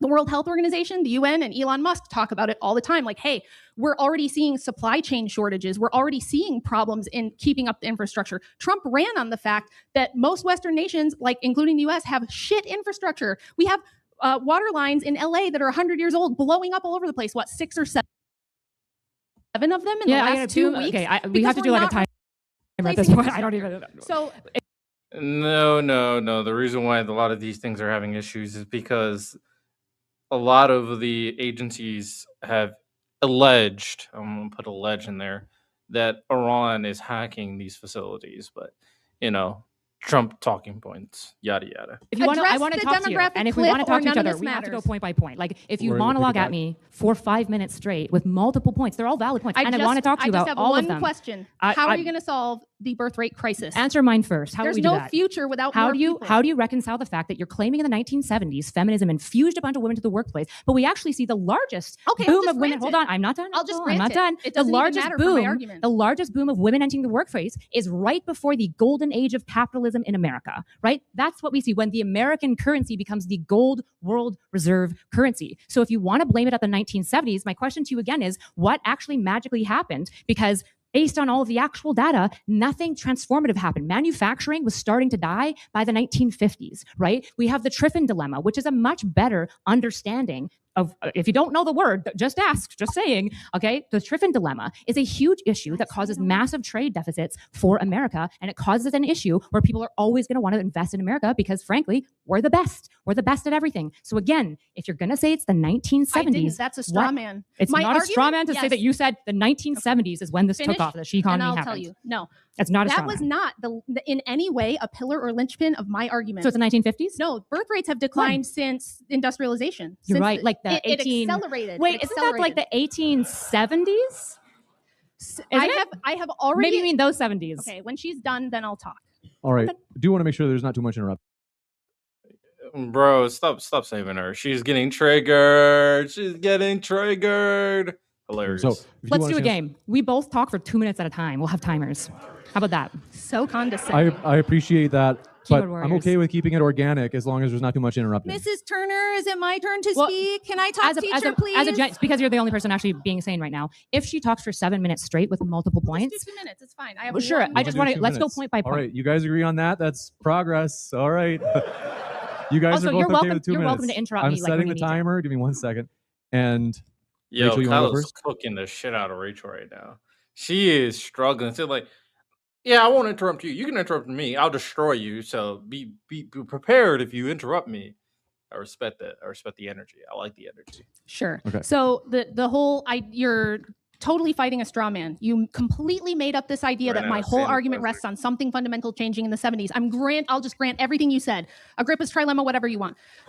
Good one. Birth rates have been on the decline since industrialization. I didn't say that no women ever worked before the 70s. I said that's the point where it really accelerated and took off and became mainstream totally socially acceptable, the norm. Now, if you're a stay-at-home mom, that's the weird, creepy thing. That's when that changed. Doesn't matter. It started in the 1800s with industrialization, urbanization, and women going to work. Yes, that's when the birth rates began to decline. And the sexual liberation stuff, whether it's no-fault divorce, birth control pills, abortion, the overall thing, and the only thing that matters in this argument is what are we going to do about demographics? Because it doesn't matter what they're doing in Saudi Arabia. So she's just regurgitating back to our talking points because she couldn't really address the fact pattern. I'll let Kyla cook. Feminism is not my expertise. I know I know more than the average person, obviously, but these are interesting points being brought up. Arabia. It doesn't matter when the gold standard happened. It doesn't matter when or how women got into the workforce. It doesn't We are now in a matter when position things where happen. all Hey. Western nations are in the exact same boat, that when you shove all the women into the workforce and tell them this is what you need to be doing and focusing on, and you need a 2-income household now to survive, no one has babies. Do you think that that's not going to be a problem? I think that we absolutely need to Over to incentivize. Kyla. Just to be clear, I'm going to give you full 2 minutes. If you want to use all of it, you can. Otherwise, you can kick it back to her when you want Here's to. what I'll say. Let's just talk. If I start listing off like a bunch of points, just interrupt me. It's pretty simple. No, I don't know, guys. I know conversations are hard for like the autism in the room. That's how they can We're not going work. back. It was your Let's idea go. to do 2 minutes. It Let's was give this a sardonic. try. Sure, I'll take 2 minutes precisely. Sure, we can do that. It's just gonna be a terrible conversation. Well, no, what I'm saying is, like, Rachel took 1 minute and 40 or so, and then she let you go for your 2 minutes. If you want to use a minute, I want 10 seconds. Okay. Oh, I know. I'm so fast. all right, but I'm It's the going to Red kick it Bull. over to Rachel. Use 2 minutes. You just said industrialization is when women started going to work. That's false. Industrialization is when women stopped going to work. That's when women workforce participation declined in the 1800s. What? Okay, so Hard for your narrative. it's no. When you talk about women working, nobody thinks that working on your family farm or in your family business with your husband and your dad and everyone, nobody thinks, when we say women going to work, we're talking about dad leaves the house in the morning and goes to his place of business, mom leaves her house in the morning, goes to her place of business, and the kids get sent to daycare or public school. That's new. That's post-industrial. Nobody thinks that agrarian. You know what's funny about that? You know what's funny about that in particular? You know what we're transitioning to? If she's trying to make the argument that both of them are working together, even though all the ownership of the work itself is given to the husband and not the woman. I don't know why. It doesn't make sense. No, but they're working together on a farm, as she said. The funny thing about that claim is that we're transitioning to a period in time in our modern era where we're kind of reverting back to the idea of working at home with your kids there, right? So the interesting part is, if a woman is working from home or working remote, or a man's working from home or remote, and they're both working there and their kids are there and they're like working and taking care of the kids at the same time, Rachel would not qualify that as like not working, as she does with farmers. The principles are exactly the same. You're working at home and your kids are at home with you. Is it a actual like relevant point to establish the aspect of working, which is the important part of working is time taken away from nurturing? No, but if we're making that argument, realize that we are transitioning to a different period where working from home is becoming more of a thing. And you wouldn't argue that this remote work, you would probably say, no, we need to get people out of the household. That's probably would be your argument. You wouldn't argue that remote work is incentivizing people to have more kids now, would you? No, there must be a different reason. So yeah, this is a pretty lazy argument here. Pre-industrial society where you're working the farmstead with your husband is women going to work. They were having 7 babies on average before industrialization per woman. That was fine. Even post-industrialization could have been possibly sustainable had we not introduced sexual liberation, sending women to college, delaying the first birth until you're 31. That is doom. It's demographic doom, and you don't have a way out of it, and you don't have an answer for it, which is why you want to talk about anything else. Speaking of wanting to talk about anything else, still haven't gotten an answer to the 1970s question, which I again, granted it. You can laugh. I granted it. It is a hinge point of your narrative. It's not. It I is. granted it. I You're asked you completely when. right. I asked you You're when. completely right about the 70s. I'm just going to grant that you get the order in the crowd. full point for you. Now, All what right, are you going to folks, do about I need you to, demographics? just so the speakers can be heard, I do need you to keep it quiet in the audience. Is not so Erudite. You have 2 minutes if you want to use it. Sure. Otherwise, we kick it back to Rachel for 2 minutes. No, I'll use my 2 minutes. Okay. So the Gulf states, again, so the reason why you're acting like this isn't relevant. Why is the moderator being a dick? What? Okay, whatever. Sure. At all is because it's bad for your narrative, right? For example, Japan. Do you think that Japan was like a highly feminist country? Yes, it's highly modern and industrial. Post 1970s? Women are absolutely expected to work in Japan. Post 1970s specifically is when that feminist infusion really came out? I don't know. I'm You not gotta pick a date. sure. If your I'm whole not sure narrative- exact If your timeline whole- of Japan. if we So wanna doesn't stick- matter to my argument at all. If we want to stick with 2 Completely minutes. If your entire narrative. Kyla, if you're Oh my god, this moderator is fucking annoying. Oh my goodness. Let them talk.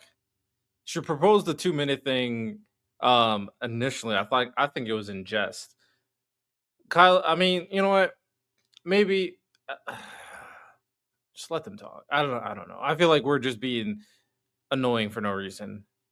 Just if I'm Erudite here, knowing that this entire crowd is obviously clearly pro right wing, just go like, you know what? No, I don't want the 2 minutes, and just keep going. you're asking her questions that She needs 2 minutes per question? it's kind of pushing back the 2 minute to her. Do you want to go with the 2 minutes? So if I ask her one question, now you're going to give her 2 minutes. That's This what we is want to your do? idea, Kyla. Rachel, I'm not Rachel playing this deferred to you, and she accepted your idea of 2 I'm not minute playing back this and game with forth. you, James. This is silly. Sure, I guess every question I ask you, you get 2 minutes. That seems ridiculous, but if that's how you want to moderate things, go off. Was it you who asked for 2 minute responses? Sardonically, yes. And Yeah. Rachel deferred to you and Yes, it was obviously like sarcastic. It wasn't a real proposal, but clearly. said she's okay with it. So that's what we're doing. Okay. If you want, All right. if you want, you can say, "Hey, can we do 60-second responses so it's shorter?" But you already brought up the 2 minute response. Okay, idea. let's talk about the 1970s since you're not going to answer the question and your narrative does hinge on it. Your argument is fundamentally this. In the 1970s, in fact, I believe your quote was, in the 1970s, something changed. And it wasn't these various economic factors that we've That been was my seeing quote for the on Joe last Rogan. 50 Hold on, we have years. to give her a chance. Go ahead, Kyla. I didn't say that here, but I said that on Joe Rogan. Correct. You also Hold on. said it All here. right, Kyla, go ahead, finish your point. Okay. In the 1970s, which is what you hinged it to in this conversation, when I asked you what time feminism started infusing women into the workforce and the she economy began, you did say that. In the 1970s, the thing that you actually think that was magical that happened is called the Quiet Revolution. That's what you're citing. Claudia Golden's work, which, by the way, I chatted to her before this conversation. She loves your book, by the way. Claudia Golden discovered and coined the term the Quiet Revolution, which in the late 1970s, there was a revolution, not in an infusion of women in the workplace in the 70s. That was the same since the 40s. It's been a consistent progressive trundle up. What was different is women's relationship to work. Pre the Quiet Revolution, work was temporary, acute, and low skilled for women because they understood they would have to go home and take care of kids. After the 1970s, they went, I think I could get an education and get long-term career prospects. So that's what's changed in the 1970s, that you're blaming all of the economic downturn, which I agree, there's a lot of economic problems on, which is not feminism. The 1970s, the economic problems that started there is connected to the gold standard and the Triffin dilemma. All right, we can kick it back to Rachel. Both speakers have been told by the audience to shut up. So, Bob, if you can do me a favor, come to the front. Is the next time someone does something like that, we're going to take them out of here, regardless of which speaker they're saying it to.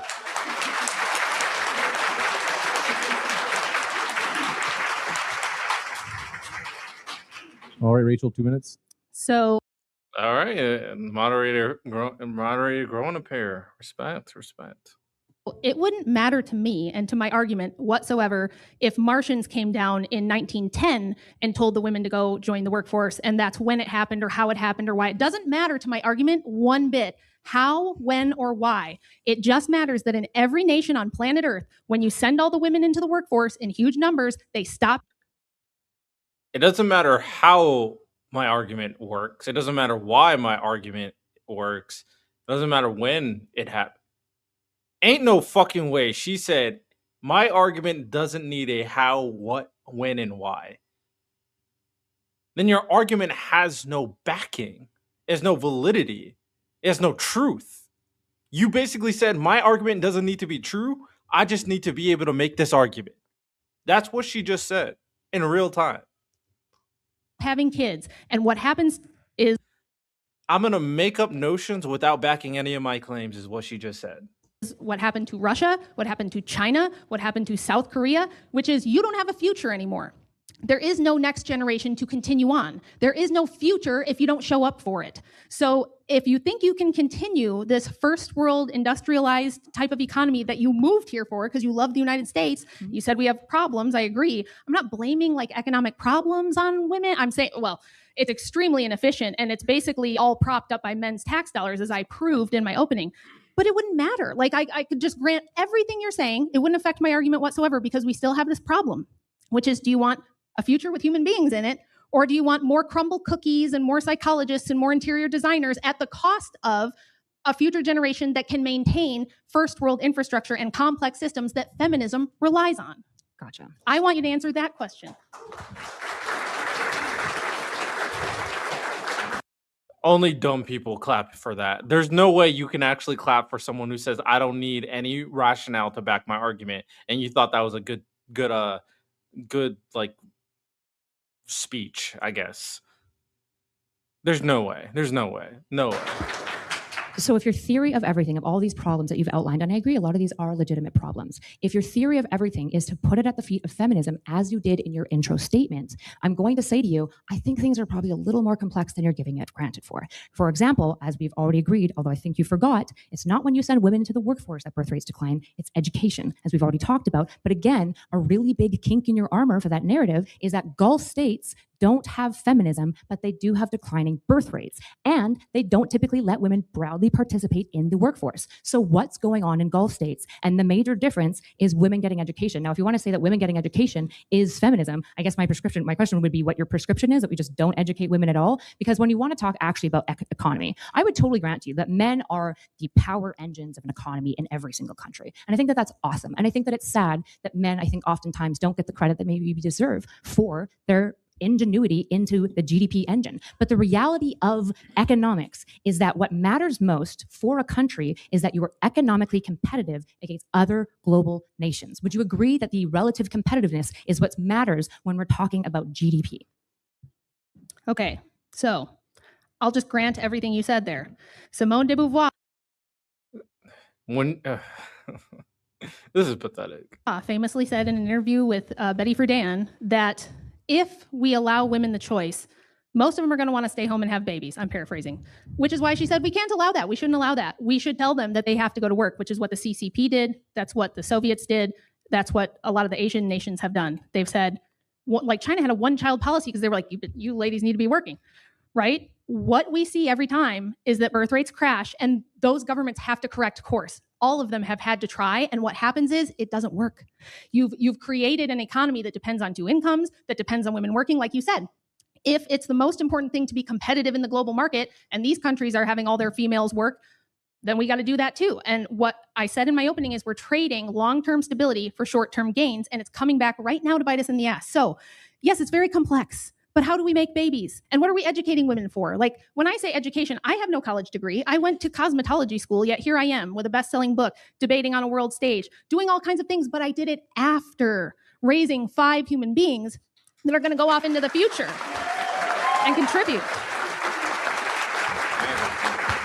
So I'm not now, nor have I ever been making the case that women can't learn, be educated. I'm self-educated. We have the internet now. We have more access to information than ever before in history. What we don't need to do is send women to a university, saddle them with an average of $60,000 in debt, expect them to start a career, and then they don't even start a family until they're 31 and it's almost too late. Sure. How the fuck is getting kids at 30 too late? That makes no sense. How is it almost too late? This is so ridiculous. She can't argue anything she's saying, so she keeps on repeating the same thing, and these fucking dumbasses in the audience are just eating it up to make her ego look better than it actually should be, because she's getting fucking destroyed in this debate. In every single word. She can't argue against Kyla. That's backwards. So the reason why people invest in early on education is it dominantly comes from, again, capitalism and modernization, because what you do early on in life is going to have the most net returns, right? Anybody who knows anything about investment knows this, right? If you, as a young person, invest in education early and you are guaranteed a higher income, that will have net returns for your whole life longer. The reason why men and women are choosing to get married later is, frankly, because of what we've taught them with the Protestant work ethic and being good stewards of their family and their children. The reality is super happy that you've been really She's successful, correct. right? You and Andrew are world level. You've got, I think you have a massive income at this point, right? That your story isn't everyone's story, and it can't be, because not everyone can be a best-selling author or a world-traveling debater. The reality is Kyla gives these people way too much credit. I'm gonna be honest. Maybe it works. I just can't do this. I can't give these people, these evil people, credit. that a lot of women who opt for the postponing education typically never But go back Kyla's to a it. better They never person than actually me. end up achieving. And it's really, really hard, actually, to be 36, no background of education, you haven't worked in years, to try to vie for now career prospects that will be sufficient enough to fund you and your child. I agree that the dual income issue poses the biggest issue for families, and it poses a problem for men and for women. Agreed. And the reason that that's happening The dual income issue is not because of feminism, which is what she's about to say. It's a different economical issue, but I digress. isn't feminism at all. It's runaway inflation, right? It is dominantly low, it's called the K-shaped economy, right? You have people who are lower income, they have less ability to negotiate wages because it is actually more profitable for businesses to offshore manufacturing because of the Triffin dilemma. If you can build a $2 toy and you can build it in Vietnam for 50 cents, but in America, because workers are more educated and expect higher income and their dollar is worth 10 more, seconds. you unfortunately have to offshore it. It's more effective. That's why manufacturing left. It's not feminism. Well, a lot Now that's an argument. Now Rachel's going to repeat the same thing she's been saying time and time again, and all these idiots in the crowd are going to clap. But that is an argument because it really gets into the substance of what we're talking about. It's acknowledging a clear issue that we all agree with in terms of not being able to have kids. Oftentimes, the biggest rationale is because they can't afford it. They don't want to. They can't afford raising a kid. They can't afford being pregnant. They can't afford the hospital bills. Taking two parents to do this at the same time, so full time work and raising a kid at the same time is very difficult. Because that means you're probably gonna have to hire or get a daycare, hire a babysitter. It's just unaffordable. So it's more of like the economic conversation, the economic issue, not being able to rise the lower and middle class above the threshold of income that meets standards of living that currently exists in a society. It's just we're not really meeting the moment economically based off current standards, but that is a substantive argument, and that it also acknowledges everything that Rachel was saying. Rachel's not going to address anything.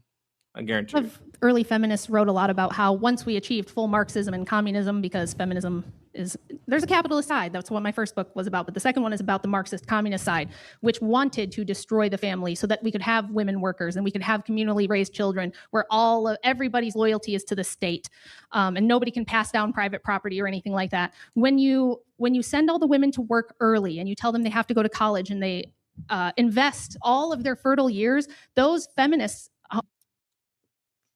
She's talking about women like they're fucking cattle. She's talking to women.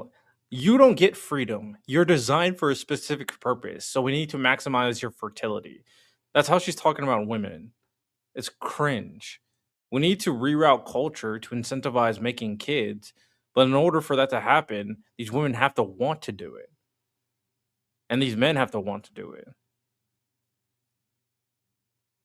And also, she's not addressing Kyla's points again. It's like, what are we doing here, bro? over 100 years ago saw that this was going to be a problem, and they said, in the future, our main obstacle is going to be biology. We're going to have to overcome biology. We're going to have transgenderism. We're going to have artificial wombs. We're going to need some way of dealing with the demographic cliff that's caused by pushing mothers out of motherhood and into the workforce, because you can't do both. Motherhood is not a nights and weekends gig that you do when So motherhood, you can't do both, but fatherhood, you can.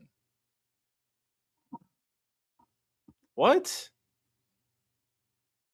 It's just these argumentations based off a superficial perception on what it means to be a parent.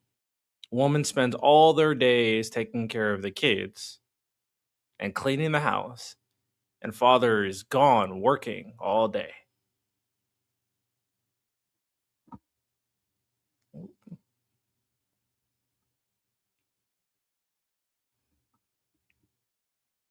Okay. you have time and you're not at work. It's a full-time job that deserves full-time attention, and there's never And she's a full-time job while she's out here debating. She's out here debating Kyla on a YouTube stream, probably making money from it. She's here selling books, raising her social media profile, full-time job. She's doing this. I thought mother had a full-time job. Apparently not, because you're not full-time jobbing right now, huh? It's crazy how this works. Going to be a way around that, unless you do want everybody to do the Dave Rubin thing and, just buy designer babies and we'll just outsource wombs, we'll outsource daycare, and by the way, who's doing that? Just other women. So for you and I, if we want to have kids, our privilege of going to work means some other random woman who doesn't care about. Nobody's making the argument that we need transgenders and fucking artificial wombs. Nobody's making these arguments. So she has to make up an argument because she can't address what Kyla said directly. Kyla didn't say any of that shit. But she just like refuses to engage. Jesus fuck, this is pathetic. Our child is now going to be raising them for 11 or 12 bucks an hour. What What are about you her? Is that yapping liberating and empowering for her? Is it liberating and empowering for me to spend all day at work and not see my child take their first steps? Or does it make more sense to tell women, hey, look, you can do a lot in this life. Oh my god, this is... Yo, she's just yapping. There's a lot of living after 40.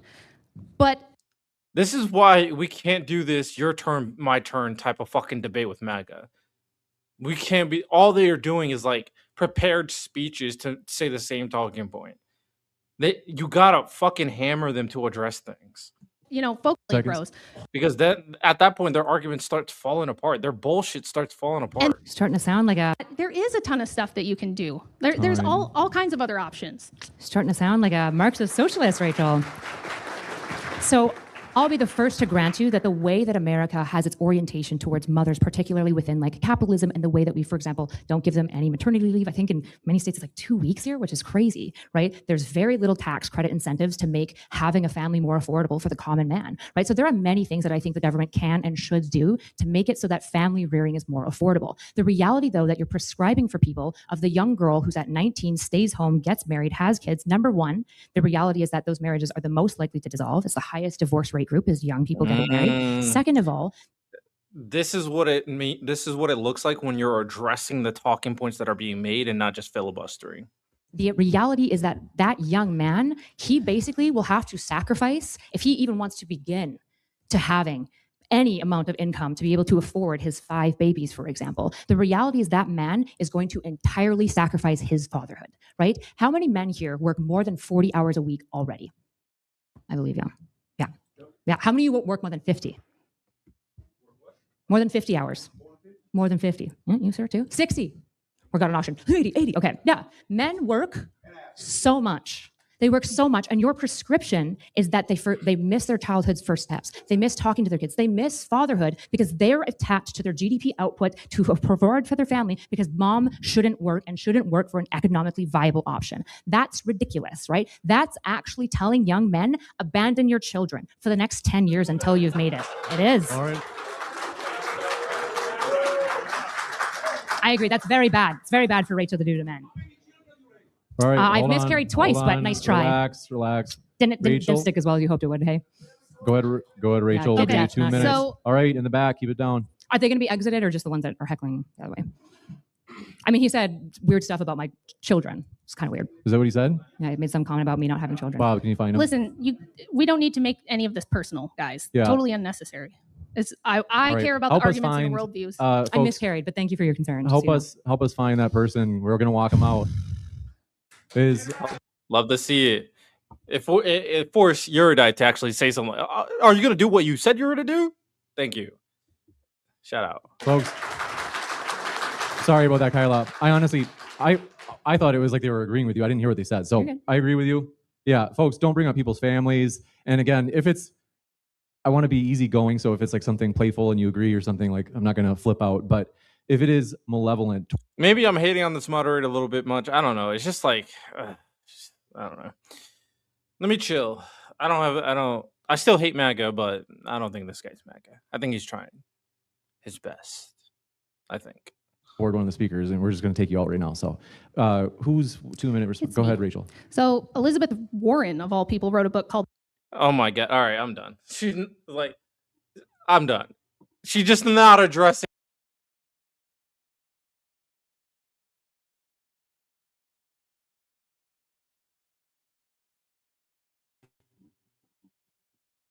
We're on camera. Okay. Yeah, she's not addressing anything Kyla's saying. She just goes off to this weird tangent. I'm good. Kyla destroyed her. What's the comment section saying? I didn't realize that. Oh man, disgusting.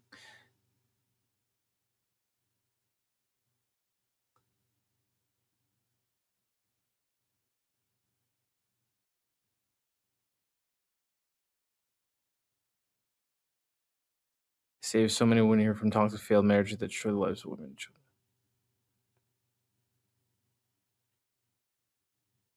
Never recovering from the $5 hairstyle.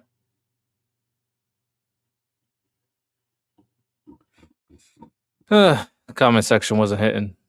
All right. I'm not watching the Dinesh versus Danger Wilson one. I know I'm gonna fucking crash out if I have to watch that.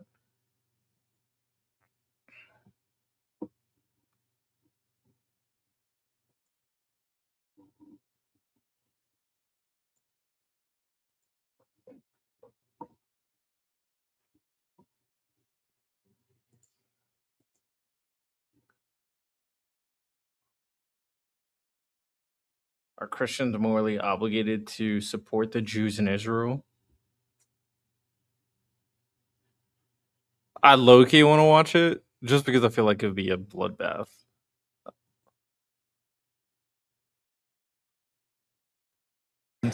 We are going to have a great time.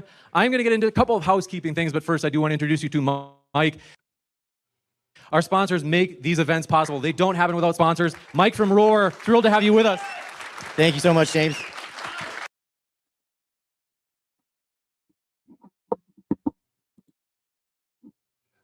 All right, thumbnail image.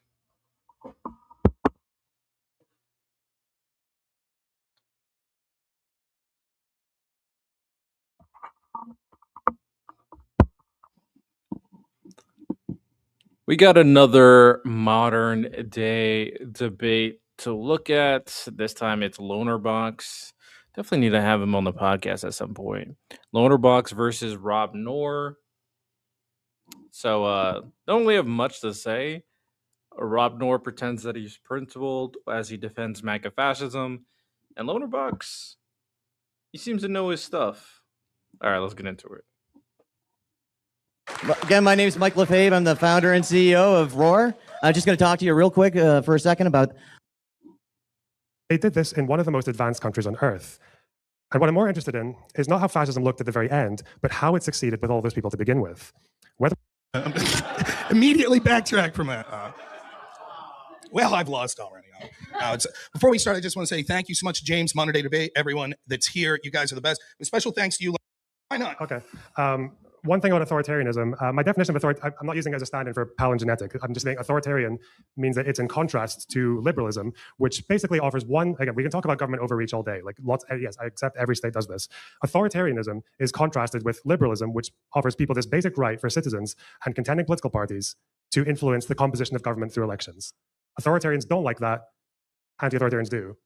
Do you have a problem with that definition? Well, yes, because what I would say, the devil's in the details there. So, for example, in this representative democracy we have here, if I vote for someone under the auspices that they will operate within the framework of our Constitution, and then they violate that, so they violate the First Amendment, is that authoritarianism, even though they were duly elected? I wouldn't say that makes them an authoritarian. Like you could call it like on a spectrum of authoritarian measures, sure, anti-democratic measures, but there's a fundamental difference between someone's worldview when they say that they are accepting that they exist in a country where people get to choose the makeup of government through elections and people who don't. Okay.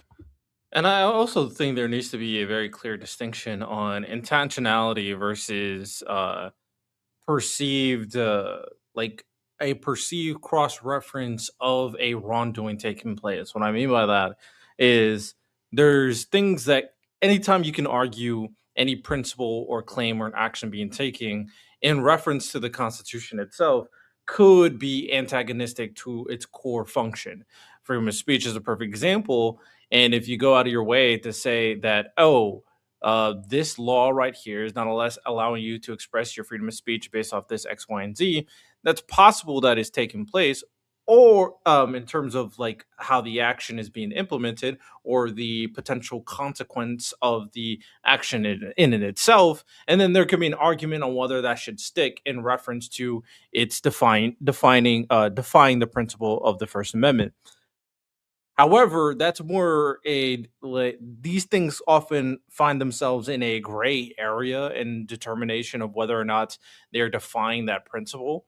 Whereas the intentionality of defying a principle is much more clear in defining your character and your overall goal of how you plan to warp the government in lieu of a different desire that is beyond the principles that make up the democratic framework. So Donald Trump is obviously an individual that is willing to express authoritarian powers that go beyond the typical boundaries and thresholds of a president and the executive branch in lieu and irregardless of its effect on democratic principles, in lieu of the ultimate goal of self-empowerment, self-enrichment. And the intention is degrading these principles because it further allows you to grow in these functions. So I do think that oftentimes is not really addressed as a important argument for these conversations, because people want to make it more vague and create a little kind of like binary argumentation on action consequence. Therefore, it equates the actions of the current Trump administration. So then what would be the criteria we put that? You would acknowledge that it's just the rhetoric of Trump that would meet that and not the actual action. We had elections, Biden won, etc. So it's the rhetoric that's a problem? No, it's the fact that he tried to change the results when he lost. Do you think that he had any success in changing the results? What do you mean? Was that what I asked? I said he did. He tried to change the results when he lost. I didn't ask what you asked. I asked the question. Yeah, so he tried to change the results when he lost. Right. So you don't get let off the hook for failing, right? He tried, but he lost, right? Do you think there's something to be said about the actual effects that went into action? So if I try and I lose, if I try and I fail, and then another person tries and they have some sort of success, which one would be worse? Well, weird equivocation. Because see, this is him going to muddy up the water of two scenarios that are not the same based off fact pattern, based on its intentionality, and based off overall consequence. You got these people are very dangerous, very manipulative, very good in their propaganda and pushing the fascist messaging. These people are unprincipled and un-American. So this is Loner Box is going to have to be very concrete. These people are effective in what they do. Going back, Hitler failed in the beer hall putsch, and he still ran in elections. Was he not being like authoritarian when he did that? Or well, I'm not. We're talking about this. That was a good question by Loner Box, because instead of articulating the fact pattern that we are already about to talk about, he makes a more clear distinction that is very easy to understand from a layman.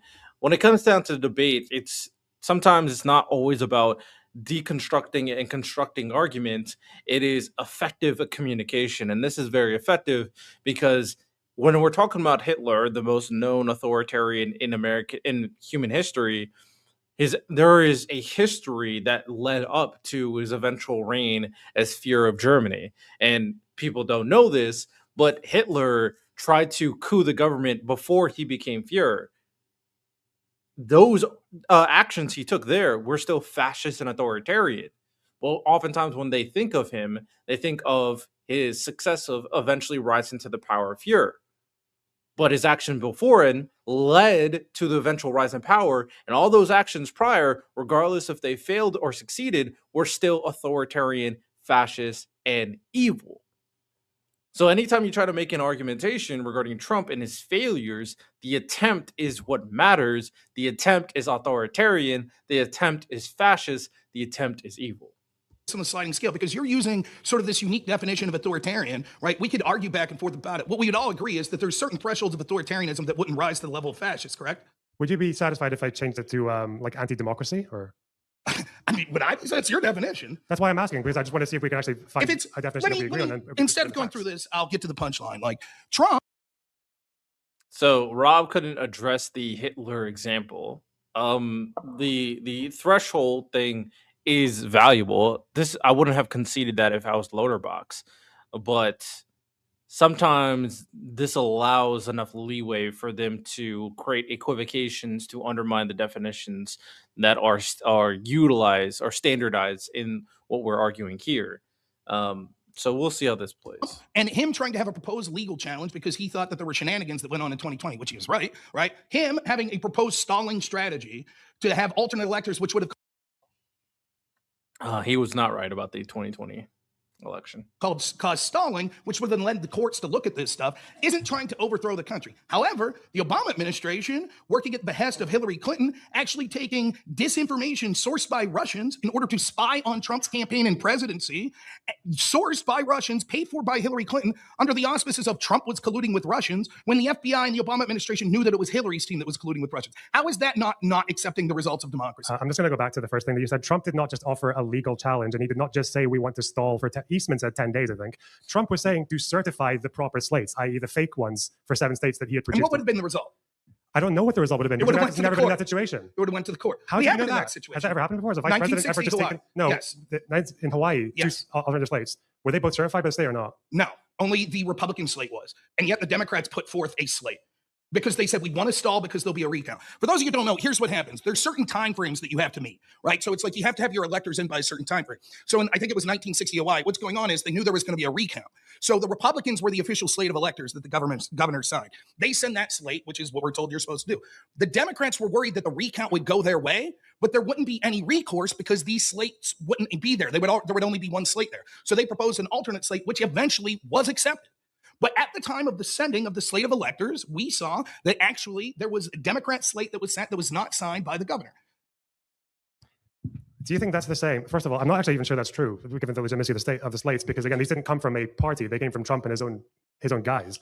Trump also produced a slate for a state that he didn't even claim to have won the popular vote in, which was New Mexico. Trump's once more, what was going on? I'm not sure of the specifics of New Mexico. What I'll say is this: what was going on was that. Interesting. So they both provided fact patterns they weren't sure of.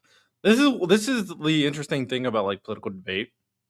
Fact patterns are so important to elicit argumentation, to really know the substance of what we're talking about. And so many things happens in politics that there is always going to be gaps. So being able to reroute how you deal with like gaps in knowledge because you don't know everything everyone has done at every point is very important. That he wanted these legal challenges saw. Some of the legal challenges actually ended up being successful, at least temporarily. For example, in Pennsylvania, the Superior Court of Pennsylvania ruled that mail-in ballots were illegal. Now, the Supreme Court, which I believe is a 5-2 Democrat court, actually overturned that later. But the whole point was, once the game's over, it's over. So Trump's trying to be like, we have this election that is massively changed, where we have millions more voting than we ever had, millions using this system that we never had. The Western, by the way, what's mail-in voting like in Scotland? I don't know. I don't engage in it. How about the rest of Europe? I don't know. They don't really like it. I wonder why. Because everybody knows it's less secure. Wait, so we try to challenge election results based on them? Since when we've done that? What I'm saying is that it's perfectly reasonable. This country's been doing it since the Civil War, no? What's that? This country, America's been doing it since the Civil War. Not like this. Like so, just with more people. Having absentee ballots or having like certain ballots because you're in the military, you have an illness is different. Like in my state of Pennsylvania, I think the amount of mail-in ballots that increased were something like 20 to 30% of all of our ballots were mail-in, and there's significant problems. But I'm not getting into another just to be clear, though, January Rob, 6th debate again. Well, these weren't the same complaints that Trump was having at the time. Well, first of all, before the election, he said that these alternate votes were going to be cast by different countries. We know that's not true, right? He's not even saying that anymore. That other countries were just making ballots and sending them to the United States to get them cast. Well, we just had the revelation in 2020 that we saw China was hacking voting systems. Well, what was China doing? Covered up by was China making ballots and then trying to get them cast in the United States? There are allegations of that. No, they weren't doing that. We're likely to learn more. We're likely to learn more about it. I know that you and the lefties don't learn more. We're likely to learn more. The story's just breaking. We were told. So there's no evidence, so he's going to play this plausible deniability of like, there's the allegation. Like, even though there has been very clear claims indicating that there is no evidence of China being tampering with our election systems. The only allegations that have been put out is that they were considering, not even considering getting involved into the systems, but there is a clear want due to the Trump being more antagonistic to China, but they realized Biden was also pretty antagonistic to China as well. And then overall, they realized the consequences of being involved into our systems could have very dire downstream effects. So there's no evidence of China getting involved. There's no evidence of Russia getting involved. There is evidence of putting out like social media campaigns out there to defame both candidates in 100%, and then very clear intentions for countries like Russia to put out smear campaigns to help Trump because he's more friendly to Russia, which we knew that was already the case. And now he became president and he's basically Putin's little bitch. So that's what's important here. Over and over, certain things like illegals aren't on the registry. Oh, they are. Well, illegals don't vote. Oh, we are. We just learned that this week. Then we had this. It's again, nobody's making these absolute claims. It's severity of the claim in lieu of outright impact. And this happens less than 1% of the time. And it's always funny when they make these argumentations because they also think that the gun violence stuff is not an issue, especially in lieu of mass shootings.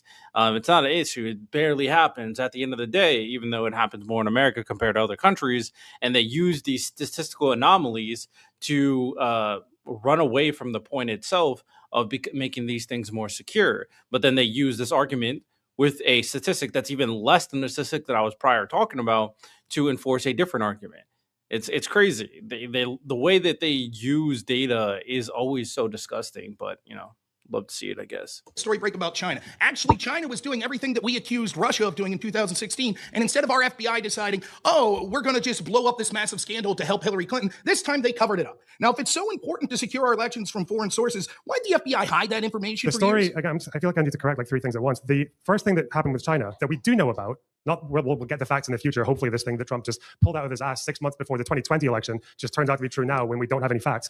In China, there was one actor apparently who downloaded publicly available voter information for 6 states. We don't know why they did that. US Intel doesn't know why they did that. That's the problem. That's what happened with China. Someone in China. He's correct. Downloaded publicly available information. Publicly available information. Downloaded publicly available voter information for 6 states. Not they tried to cast alternative ballots or fake ballots or fraudulent ballots, send them to the United States and can cast as votes. When Trump said that in 2020 before the election, it's made up. Again. Yes or no? What? Did you get that from someone? Again, Trump specifically saying things, oftentimes he's prone to hyperbole. My man Dinesh called him a fabulous. I thought that was a good word, right? Like he's prone to hyperbole. I don't know specifically everything. Oh, he's prone to hyperbole. Go fuck off. Fuck off. He's prone to hyperbole. So when he's like, oh, I can't address this point. He's prone to hyperbole. So when Trump says shit, I hate these people so much. Every time Trump says things, he's like, "Oh, it's just hyperbole. He doesn't mean it. It's a lie." Like, come on, bro. This is so weird. Probably, let me finish. Probably we'll look into it, and he didn't say exactly what you're quoting. It's irrelevant to this point. What I'm saying is, Trump thought that there were problems with the election, as did millions of other people. He wanted a delaying tactic to see it. The other side did everything they could to rush it along because they weren't afraid that it was a lie. They were afraid it was the truth. But it's interesting. You said something there that I want to address. I noticed that you didn't talk about anything about what the Democrats and the Obama administration did, not accepting the results of the 2016 election. In fact, a YouGov poll in 2018, that was 2 years after that election, said that nearly 2/3 of Democrats. So instead of addressing the points regarding Trump, he has to obfuscate and talk about something completely different. Like I said, man, they don't want to address the Trump stuff. They always have to move off of it. Moving forward, when I deal with MAGA, I'm not going to let them move off of Trump. I'm not going to let them move off of Trump ever again. Believed that Russians manipulated votes in order to swing the election for Trump. This is because of the rhetoric of Hillary Clinton, who was still saying in 2018 that the election was stolen from her by Russians. And now we see that the Obama administration was actually taking the information given by Hillary, sourced by Russians to get illegal FISA warrants. My question to you is, even if you want to scream January 6th is authoritarianism, how does that not prove the modern Democratic Party is as well? First of all, that's a very compelling claim about the Democrats and Hillary Clinton, who conceded the results of the election, within 24 hours. And even that was enough for even people on her side to make fun of her for it, because she took a few hours longer than most people do because she was upset. And I made fun of her for that as someone who supported her. So we're going to compare this to Trump. Scotland, what are you supporting her for? Don't you have kilts or something? Listen, there are cops here, quiet. Listen, that's a really compelling claim about the Democrats. The topic of the debate is whether or not Trump is a fascist. If you want to lay down a whole premise for why you think actually the Democrats are the real fascists, which would be really fascinating, we can do that another time. When it comes to Trump, again, you said this thing earlier, which again, I guess we both agree with the populism. Populism is not just saying that we want to appeal to loads of people, or I think we're standing for the little man. Populism, and it's something again that I think Trump and Mussolini and Hitler and other fascists seem to all hold in in conjunction is this idea of like the amount of unbelievable charity that they give to their leaders. Like it's the fact that we've got Trump, who Dinesh D'Souza earlier, he said something like, when you're talking about the 30, 40 million immigrants arriving under Biden, he said something like, well, that's a lie, but it triggers the right emotion in people, therefore I like it. I'm not paraphrasing that, am I? He said that. Like the lie was okay. Let me ask you this. Because it just worked on you is why I'm saying. Here's what I'm going to do. I'm going to clearly go back to the Russia thing real quick and just say, notice how he ran from it. The reason this is important is if everything's fascism, nothing's fascism. So at the end of the day, you might be saying, technically he's right. If the Democrats are fascist, that doesn't prove that Trump's not. But go back to that point that I made at the beginning. At the end of the day, probably the average person amongst you is like me. And you're going to be like, yeah, there's a lot of words that we could use definitions for fascism. So why are we using this one particularly? And what's happening is he's willing to overlook Democrat fascism because he wants to use this term to label conservatives. That way they can justify not Lonerbox, who's a chill guy, right? But he knows he's part of a community in DGG that their moderator is calling school shooter vibes. He knows that that's what's going on. He knows 24 hours after a Trump assassination. So now he's making this weird equivocation, bringing up entities that's not relevant to the conversation, and now talking about DGG wants to kill right-wingers? Okay. All right, whatever.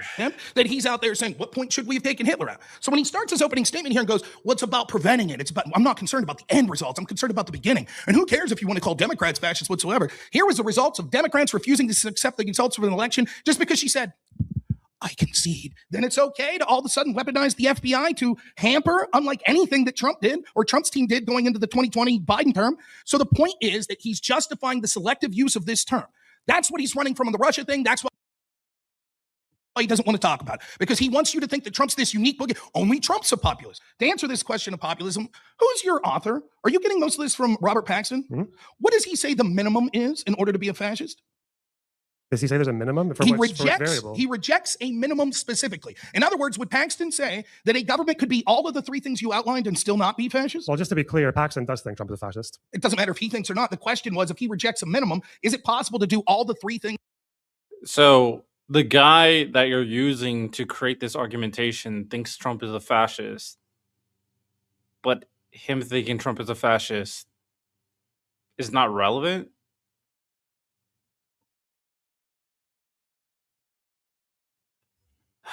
What? What? It just doesn't make sense, man. It just doesn't make sense. And then, I don't know, he kept on saying this Russia thing. What is he talking about in terms of Russia? Russia has made it clear that they wanted to help Trump. So why does he keep on bringing up the Russia stuff? That you've outlined. Well, he rejects a minimum, but so am I. Yes or no? He rejects a minimum, but so am I. I'm not saying that you can meet one of these pillars and still be a fascist. Can you answer that you could meet all three and not be fascist? You could meet all three. I don't know who would meet all three and not be a fascist. No. But if there's no minimum, that means you could be a populist. You could be a but that's not what he means by no. Is that what he means by no minimum? Yes, he means that there is literally. He specifically how do you know rejects that? this. Because the three pillars thing, I was doing that for the purpose of the debate. I'm summarizing what I've read from Paxton. He doesn't say there are three pillars and there's no minimum. You're getting your yes or no. The scholar that you're using predominantly is Paxton. I'm deriving it, yes. Yes, but I've adapted it a bit for the debate because Paxton. So you're taking a scholar. Paxton's definition is a book. It's a 200-page book. So I'm not going to. Yes, but don't you think that there's a problem when people like? Look, I debated in college. This is what. Your debate is awful. If the person who wrote the book said Trump is a fascist, you're trying to like fucking nitpick and create an argumentation that doesn't exist. This is pathetic. Instead of addressing the substance, you have to find a Weasley like pin to stick into it to deflate it as much as possible, so you don't have to address the core arguments themselves. This is Weasley. Is this the Andrew Wilson debate school on how to deal with arguments you can't deal with? So you just make up bullshit to obfuscate of the conversation itself? Assholes like us do, right? We come up and we read, oh, this guy wrote this, I got a debate. I look into this book, I find something, and then you shoehorn it into your own shit. And that's what he's doing. He's taking this scholar that specifically says there is no minimum, right? Now, what that means, just in case you're listening, is you theoretically could be ultranationalist and a populist, and you could be authoritarian, but you're still not a fascist.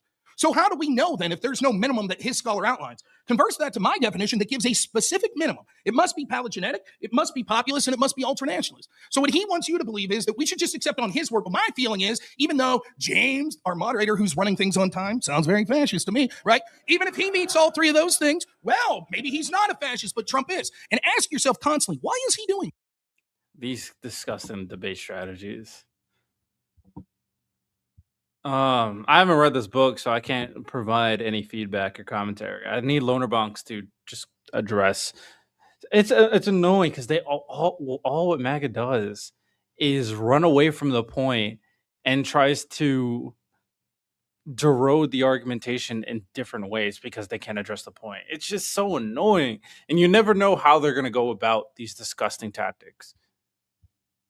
Why is he so hell set on calling Trump a fascist? So I want you to explain to me why we should accept this definition where there is literally no minimum given. What's the threshold before when you personally choose to call someone a fascist? Okay, so when it comes to Paxton, when he lays out, again, because he lays it out throughout a book, okay, maybe he can disagree with the way that I've interpreted it. I think it's fairly clear.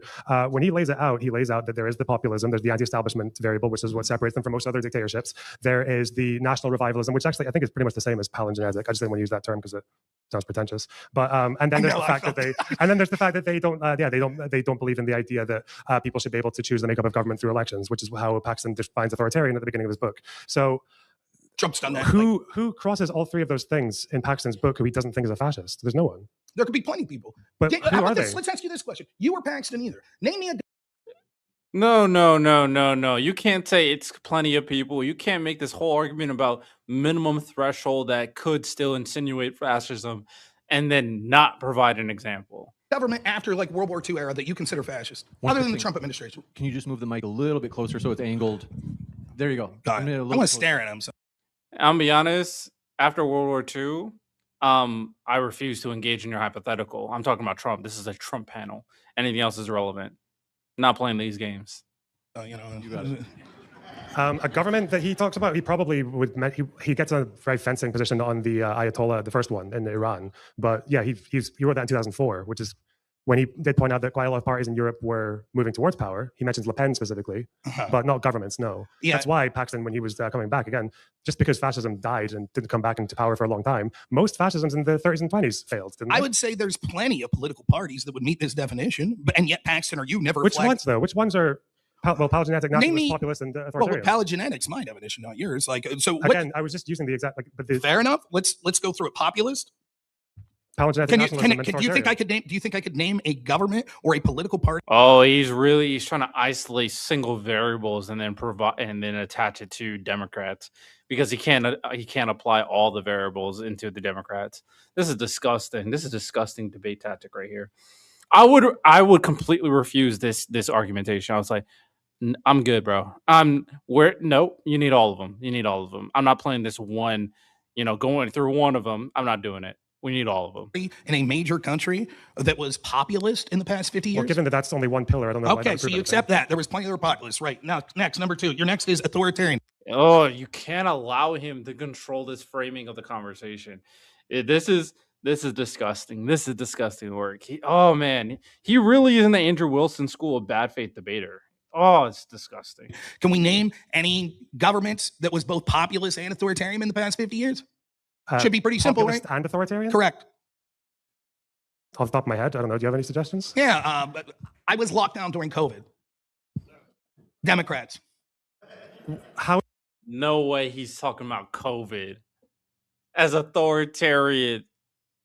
We're so unserious, even though Donald Trump did lockdowns as well. Was that saying that you don't believe that people should be allowed to choose government by participating in elections? I don't think that that's what the term authoritarian means. I think authoritarian could mean taking power, using your institution to take power from the people in ways that's illegitimate, right? So, for example, if we have a Bill of Rights and our government is elected and says, we trust in elections, we believe in elections, but no one's allowed to speak anymore. You no longer have free speech. Is that authoritarian? Okay, so again, when I'm proposing a definite, and again, we probably both agree that neither Paxton nor Griffin would say that these are the prerequisites to be a fascist. No, I think Griffin would absolutely say he outlines it specifically. COVID measures would qualify as fascist. Oh, no. I'm sorry. I thought you meant the three that we're outlining. Yeah, that's why I'm saying when I'm saying authoritarian, you might. How does Paxton define authoritarian then? Authoritarian or authoritarianism? Either. So when he says authoritarian, I think it's on like it's within the first like 30 pages. He said something about how, I think I actually quoted it directly, didn't I? He said something about how it's the difference between, contrasted with a liberal regime that believes that the public should be allowed to choose the makeup of government through elections. You don't think Trump thought that the people should be allowed to choose the makeup of government through elections? Well, only when he wins. Because when he loses, he says there's fraud and he tells Mike Pence to make him president. No, did he? Yes, he did. Yes. No, he didn't? Mike Pence tested that. Yes. No, he didn't. Get him, audience. Get him. Yes, I know. whoever the fuck, Mike Hey, Pence. that's a valued ticket buyer. Don't be talking shit. Shut the fuck up. I hate these people. I can't do the nice thing, man. I'm surprised they can. I just can't do the nice thing. I'm aware that Mike Pence, Giga Chad, didn't do what Trump told him to. I'm saying what Trump told him to do. What I'm Pence saying says that is, Trump we've told him already to make gone him through. president. We have a dispute as to what Trump wasn't saying. No, I lost, so just make me king. Trump was saying, I believe there was cheating. By the way, So were you make me aware of the fact that two questions on this real quick, since we're going down this rabbit hole. Do you know what the Transition Integrity Project is? No. Okay, this was a project that was led by John Podesta and other Democratic strategists that war gamed out the 2020 election. They said if Biden lost, you know what the Democrat strategy would be? You ready for this? Alternate electors. They also suggested that they would have country. Now we're bringing up something that, they just bring up random shit. I don't know who these people are. I don't know who these people are at all. Democratic strategist is super fucking vague. We're talking about Trump and Trump's actions, and you're bringing up this random organization. It's so bad faith. It's so bad faith. Yes, there are random people that have insane ideas. There are random people that have insane ideas on the left. They're not a part of the party. Oh, this is so disgusting. Our states like California threatened to secede from the union. Remember when all the like super cool Democrat celebrities like the Avengers cast was saying, now you could do it, electors. You could choose to actually vote in a different direction. How wasn't that them being fascist then? That's a great theory again, Robin. I'm sure it's very, very correct factually all the way through. The fact is that this is a debate about whether or not Trump is a fascist. We can do a Democrat debate on fascism another time if you want. The question is whether or not Trump is. And now it seems to be that we're stuck on the idea that Trump doesn't accept election results when he loses. I'm saying that in the modern totality of the parties, the Democrats said they were cheating. In fact, they were already priming the pump for the 2020 election. Remember, Trump's taking away mail ballots. He's taking away mail ballots. I mean, he is. He did. And then when Trump didn't get it away, he tried to coup the government. It's crazy that people really protect Trump trying to coup the government. I'll be honest, I'm getting frustrated watching this debate. Like, watching a debate and seeing people talk and, like, talking about substance and move points along, even if they're stupid, I can watch that. I can be entertained. I can engage in commentary. The most frustrating debates to watch are ones in bad faith, because the pendulum is not moving, the conversation is not progressing, the talking points are irrelevant, and we're not really discussing the substance of the matter. Rob Noor is right now personifying a bad faith debater as he tries to wiggle his way of not addressing any of the points and just muddy up the conversation itself with talking points. I'll be honest, I can't finish this. This shit is disgusting. This is pathetic. Shout out Loner. I'm not watching the Andrew Wilson one. I've had enough with like watching bad faith debaters.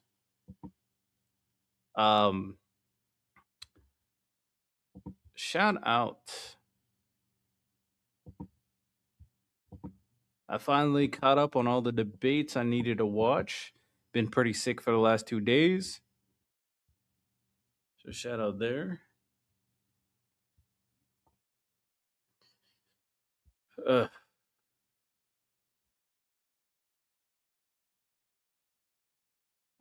yeah, that's all I got.